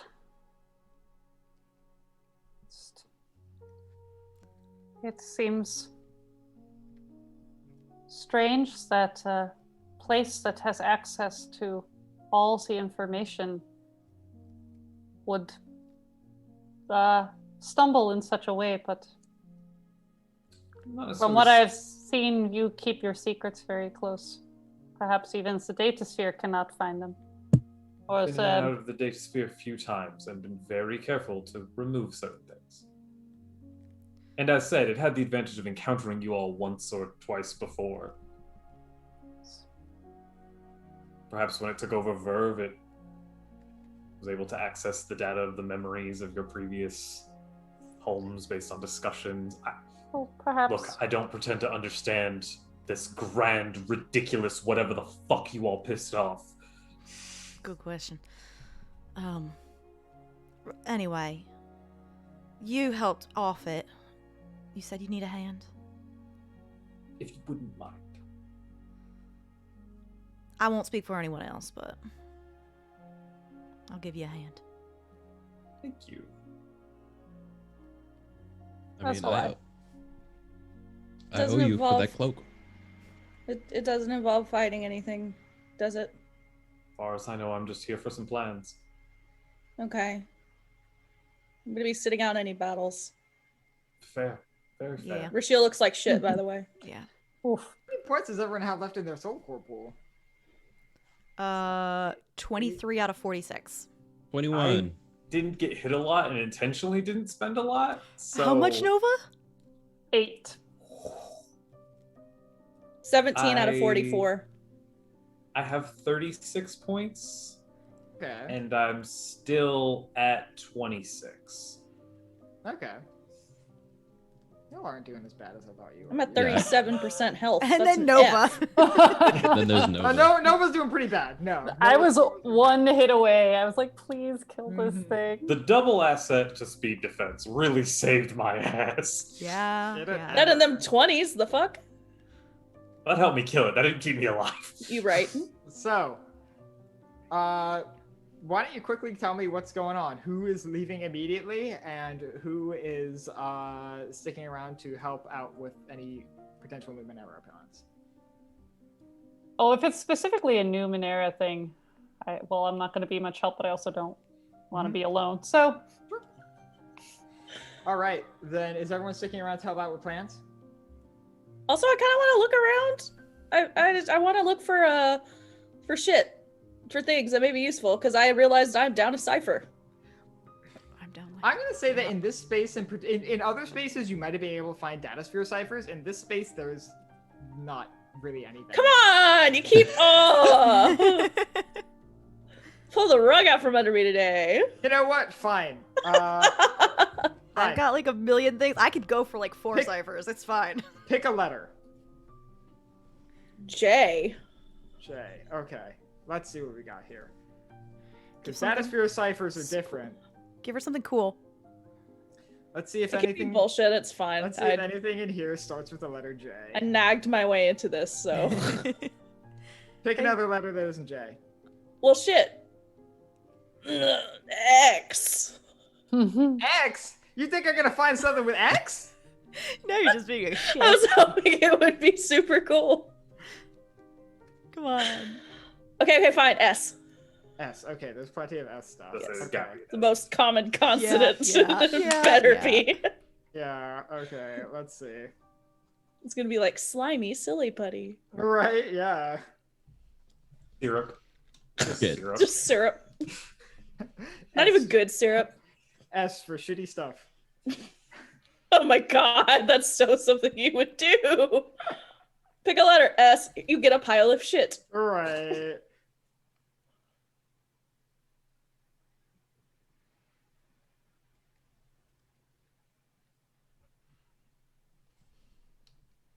Meanwhile, Right. Back give me at a the second. ranch. Well, Meanwhile, I'm sitting my ass down. I'm just looking for a particular, if you're helping, I'm looking for a particular set of plans. As far as I know, it's the only thing here. It'll be written oddly. Some of you understand Numenera. You might be able to read it. What are they for exactly? So I know what I'm looking for. I don't entirely know. Okay, Why cool. they've been so hard to find. Perfect. Hopefully, they are plans that can affect. huh? Anyway, carry on. Is that a Nova laugh or a Finley laugh? Oh, that's a Finley laugh. Okay. Carry on. I'm waiting for you to finish the sentence. They are plans that can affect the way data is gathered. Essentially, a way to end the poison eating tradition. Oh, Since, you know, a lot of people die. allow people to die. It seems like it would kind of fuck up your whole culture, though. I mean, It's not my culture, first. you're right. I'm sorry. Your hometown, your current place of residence. And I wasn't. Well, I'm not going to install it there, because yes, that would be very rude to that town. I was going to install it elsewhere and offer it as an alternative. Huh. That's kind of cool. Would we Just would going we to be able set up. to use it? Well, such plans are not single-use items. It's not like they're ciphers. You'd have to have a right capable enough to do it, and I mean, Your future wife. eh, Making a lot of assumptions, Rochelle. very strange. Haven't really met anyone like that. She's but talking about Sabine. sure. Hey, She's teasing you. Rochelle, check general chat in the Fray server. General chat. I'm worried. This doesn't even start with the letter S. It was the only thing I could find that it didn't require you to be in the data sphere to use it. Oh, interesting. Mar, where That's are you fucking planning rad. to build this? I have some friends. We'll figure out where we want it.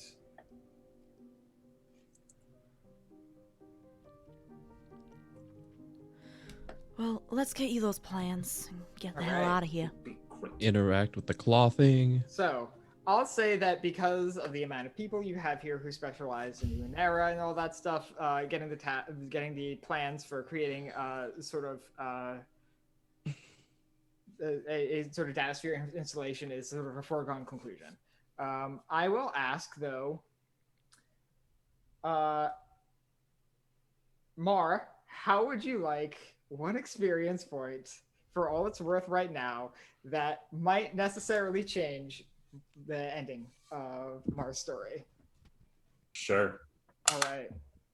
So I will say that in the process of futzing with the Datasphere Vertex, at one point, you inadvertently activate it after you've gotten your plans, and you are pulled through. Oh?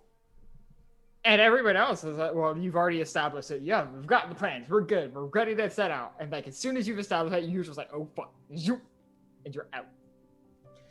Everyone else, do you leave? Yeah. No I guess reason so, for yeah. us to stay. Sure. Where did he go? Also, since Mar got an experience point, does everyone else get an experience Yes, point? everyone Okay. else will get an experience point for that as well. Also, everyone else take 4 experience points for defeating Yam. Cool. Shit. Okay. So, you all leave, and you all find yourselves. Verve, Rashiel, you have no idea where the fuck this is. Like, this is a place somewhere. Cool. Because your way into the datasphere is not always your way out, as you left from a different frame than when you came in. No, the flyer. Okay, no fire. You're gonna steal our car. Ash. Ash is fine. He'll stay. Okay. Depending where we are, Yeah, he's fine. might be. Do I know where we are? Do I know? I think I have an Mar, idea. Nova, and Licton, you know exactly where you are. Wait, I'm there? Yep.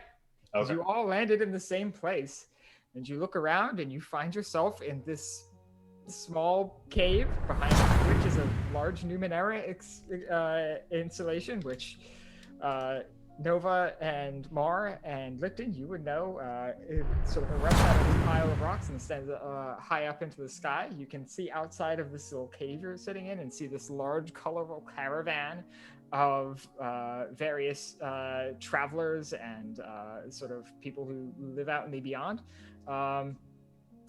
The people who live here aren't always here in the proper place. They travel around a lot, but it seems like they're here for now. You are currently in the Reverberant Coil. This looks like where we just fought Am. Yes, this is Partially. where I'm from. We are hundreds of miles from the Flying Ash. Did you? The town that trained you to be a child soldier. Wonderful. Ma, shut the fuck up. I was just about to say that, but in a nicer way. No, he's being an asshole. There's no reason to be nice to him right now. He's not entirely wrong. You don't get to say that about yourself. You have a person who eats poison. We do things our own way here. Anyway, it's nice to be back. Our connection didn't used to work. Oh. If I you would were to say turn it does now. Yeah, I was going to say, if you were to turn around and take a look at your datasphere, the machinery that you interact with in order to interface with the datasphere, it looks more active than you've ever seen it in your entire life. It's sort of humming with power and seems to be, running more stably than you've ever seen it go. I'm gonna run over and give Mara a big hug. Yeah, you're very strong. You're very, very strong. Oh, was that my spine or yours?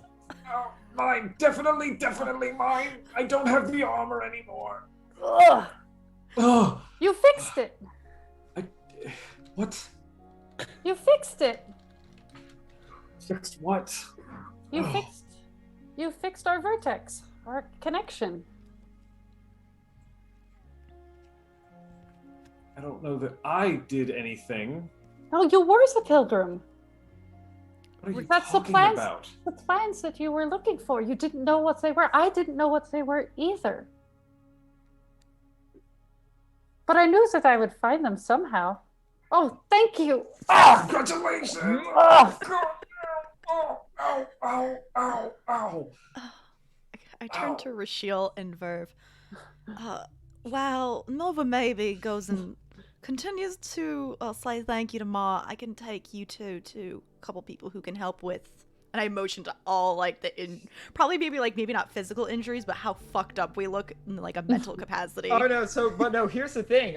So the datasphere, it takes all this information, right? So it takes the information of the wounds you sustain in the datasphere, and it uses that information to rebuild you. So all the wounds you sustained in the datasphere come along with you. So you still look beat to shit. Oh, yeah, I was gonna say I've got ports pulled out and all kinds of mechanical bullshit hanging. Y'all still look terrible. The back of my shirt has 2 holes for some reason. Yeah, and you all absolutely look normal now, or at least what you regularly look like. Not transparent anymore. Not transparent. But yeah, as Nova continues to thank Ma, I can bring us to a couple of people who could help dress our wounds. Mm-hmm. Nova's got some nice family. I just need some like basic medicine and then some boobers. You know what? I have spare parts actually. Never mind. I just need medicine, and I could take care of the rest. Verve, do you want to help? Yeah, sure. Thanks. Let's go get patched up. Nova, we're gonna go. I'm gonna go bring them to meet your family, if that's all right. Oh, they'd love that. Mark, you have to come too. You have to come. They're gonna be so glad to see you. Why? Because you were. Oh, we can explain later. Come. Pretty sure this was a group effort. I can't believe I'm finally meeting Nova's parents. They're all lovely. Years after that. Nova's like bodily dragging Mar across the lawn, dirt, whatever. And everyone seems very surprised to have someone come out of the coil who wasn't seen coming in. Especially 5 random adventurers. Well, 3 random adventurers. And you know, all of you look absolutely beat to hell. Nova, you are greeted with you are greeted with both shock and joy for being back. Mar, you receive several knowing looks, and that is all we'll say about that. A few people do come up to you and speak to you one-on-one, but it definitely seems like you're it seems like, as compared to Nova, you're definitely the odd man out, so to speak, and that's all we'll say about that.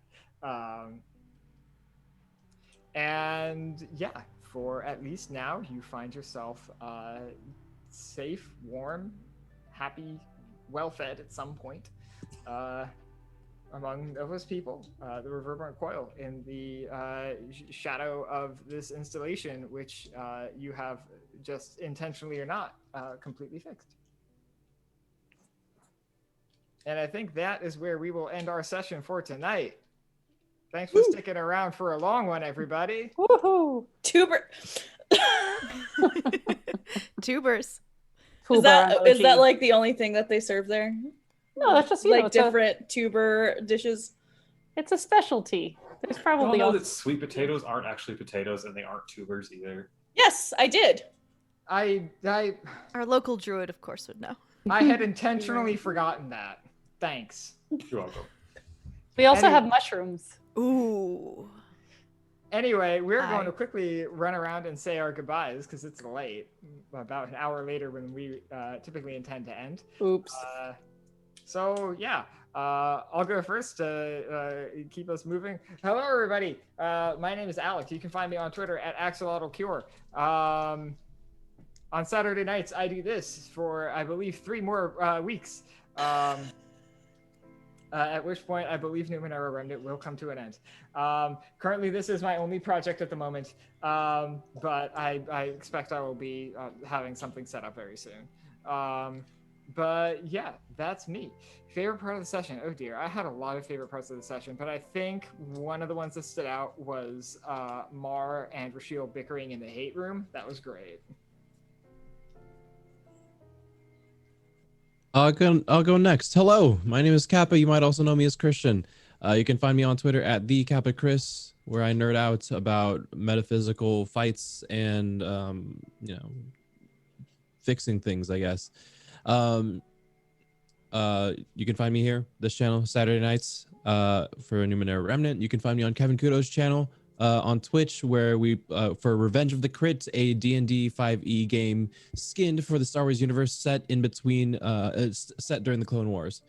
Fridays, on Fridays on Simplecast and wherever you can find podcasts, I voice Ro in Roads Uncharted Season 2.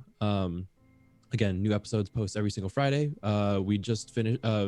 We are currently in an arc with a very special guest, Josh Simons, and like anything else, you can find my projects posted to Twitter. I'm always looking for new things to do. Favorite part of the session?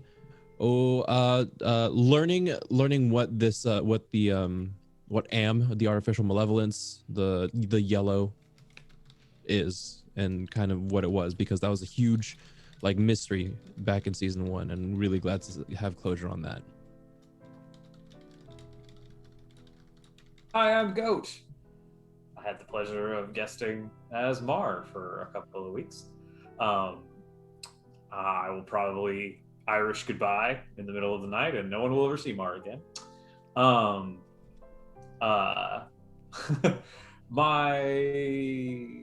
you can find me here sometime in April. Some things have come up, and we've had to push some premieres back, but I'll be running a part-time Gods game on Saturday mornings. And then, yeah, that's it for right now. My favorite part was watching every time like Alex said anything and one of you four, like 6 dots would connect for something old that was said or something. And it was just great watching all of you like have like this like moment. So that was great. I'll go. Hi, I'm Mare. You can find me on Twitter at Archmage of Dice. Every Saturday night at 8:30 p.m. Eastern Standard Time, you can find me here doing Numenera Remnant playing Licton. I also stream on my Twitch channel. I'm a variety streamer, but I also do a Invisible Sun campaign at 1 p.m. Eastern Standard Time on Saturdays. Also, we just got announced today, I am running a D&D 5e game on this channel at 8:30 p.m. Eastern Standard Time on Sundays, where the campaign is taking place in the Plane of Shadow. It's dope. Shadowfell? That's sick. It's gonna be so dope. My favorite part was I loved everyone's descriptions of themselves when we entered the data sphere. Kappa's made me cry. Internally. I can go next. What's up? I'm Finley. You can find me on Twitter at infernal_glow. I don't have any other streamed games, so I have like nothing else to say. So I'll be back here next week. My favorite part of the session was just exploring, in addition to everything everyone else already said, but exploring this sort of technologic, magic, surreal world that exists inside the data sphere. I thought that was so cool. Hi, I'm Seth. You can find me no longer at Twitter, but on Instagram at KillXJill. You can also find me on Twitch at that same username. Actually, I lied. I'm so sorry. The Instagram has an extra X at the end just for some crunch and umami. Otherwise, you can find me here on Twitch, where I hope to be streaming more often after I get my new PC built. So stay tuned for that. I'm going to be playing a whole lot of bullshit games and probably doing random shit with Kappa. Who knows? Whatever. As far as other projects, you can find me every Saturday at noon Central on Mare's channel, where I play Zephyr, and I am a stalwart or ardent of the Order of Weavers, and I weave stealth with sorcery. You can find me doing that, and then here all the time, every Saturday until it's over, I guess. I don't want to think about that. 7:30 Centrals, you can find me playing Rashiel, where I will be able to stab things for maybe one more month and then have to find something else to do with my life. As far as favorite part, honestly, bickering with one of my best friends as player characters during the first game we ever get to play together was hysterical to me. I felt, oh my god, that was just awesome. On another favorite part that I had was honestly just that big boss fight. Combat in this game is kind of rare, but when it happens, it's always really impactful and important. And this one was no different. Felt like a really great showdown with this thing before we go back home and face whatever's waiting for us there. Pandora's gonna be so mad at me by the time we get back, unless we can find a quick way back. Anyway, anything else from anybody besides Warm Fuzzies and the fact that we have a Monty Cook Games discount code? Hey y'all, we have a discount code for Monty Cook Games. I put it in chat. You should totally support everybody and get cool shit like Invisible Sun or Numenera and a lot of other Cypher games. It's dope. Anyway, last but not least, we have Warm Fuzzies. Kappa, are you doing any voice mod tonight? No? I'm too tired. Fair. And yeah. We've got Bel Chavez. Bel Chavez! We've got Elle from Elle Street Gaming. No. We've got Rick. Oh. Rick. Oh, Strix. yeah. Strix. Deborah. Thank you, Deborah. Deborah. And last but not least, we have Blessed Elua. Thank you, Blessed Allah. Blessed. Everybody, good night, sleep tight, and we will see you next week.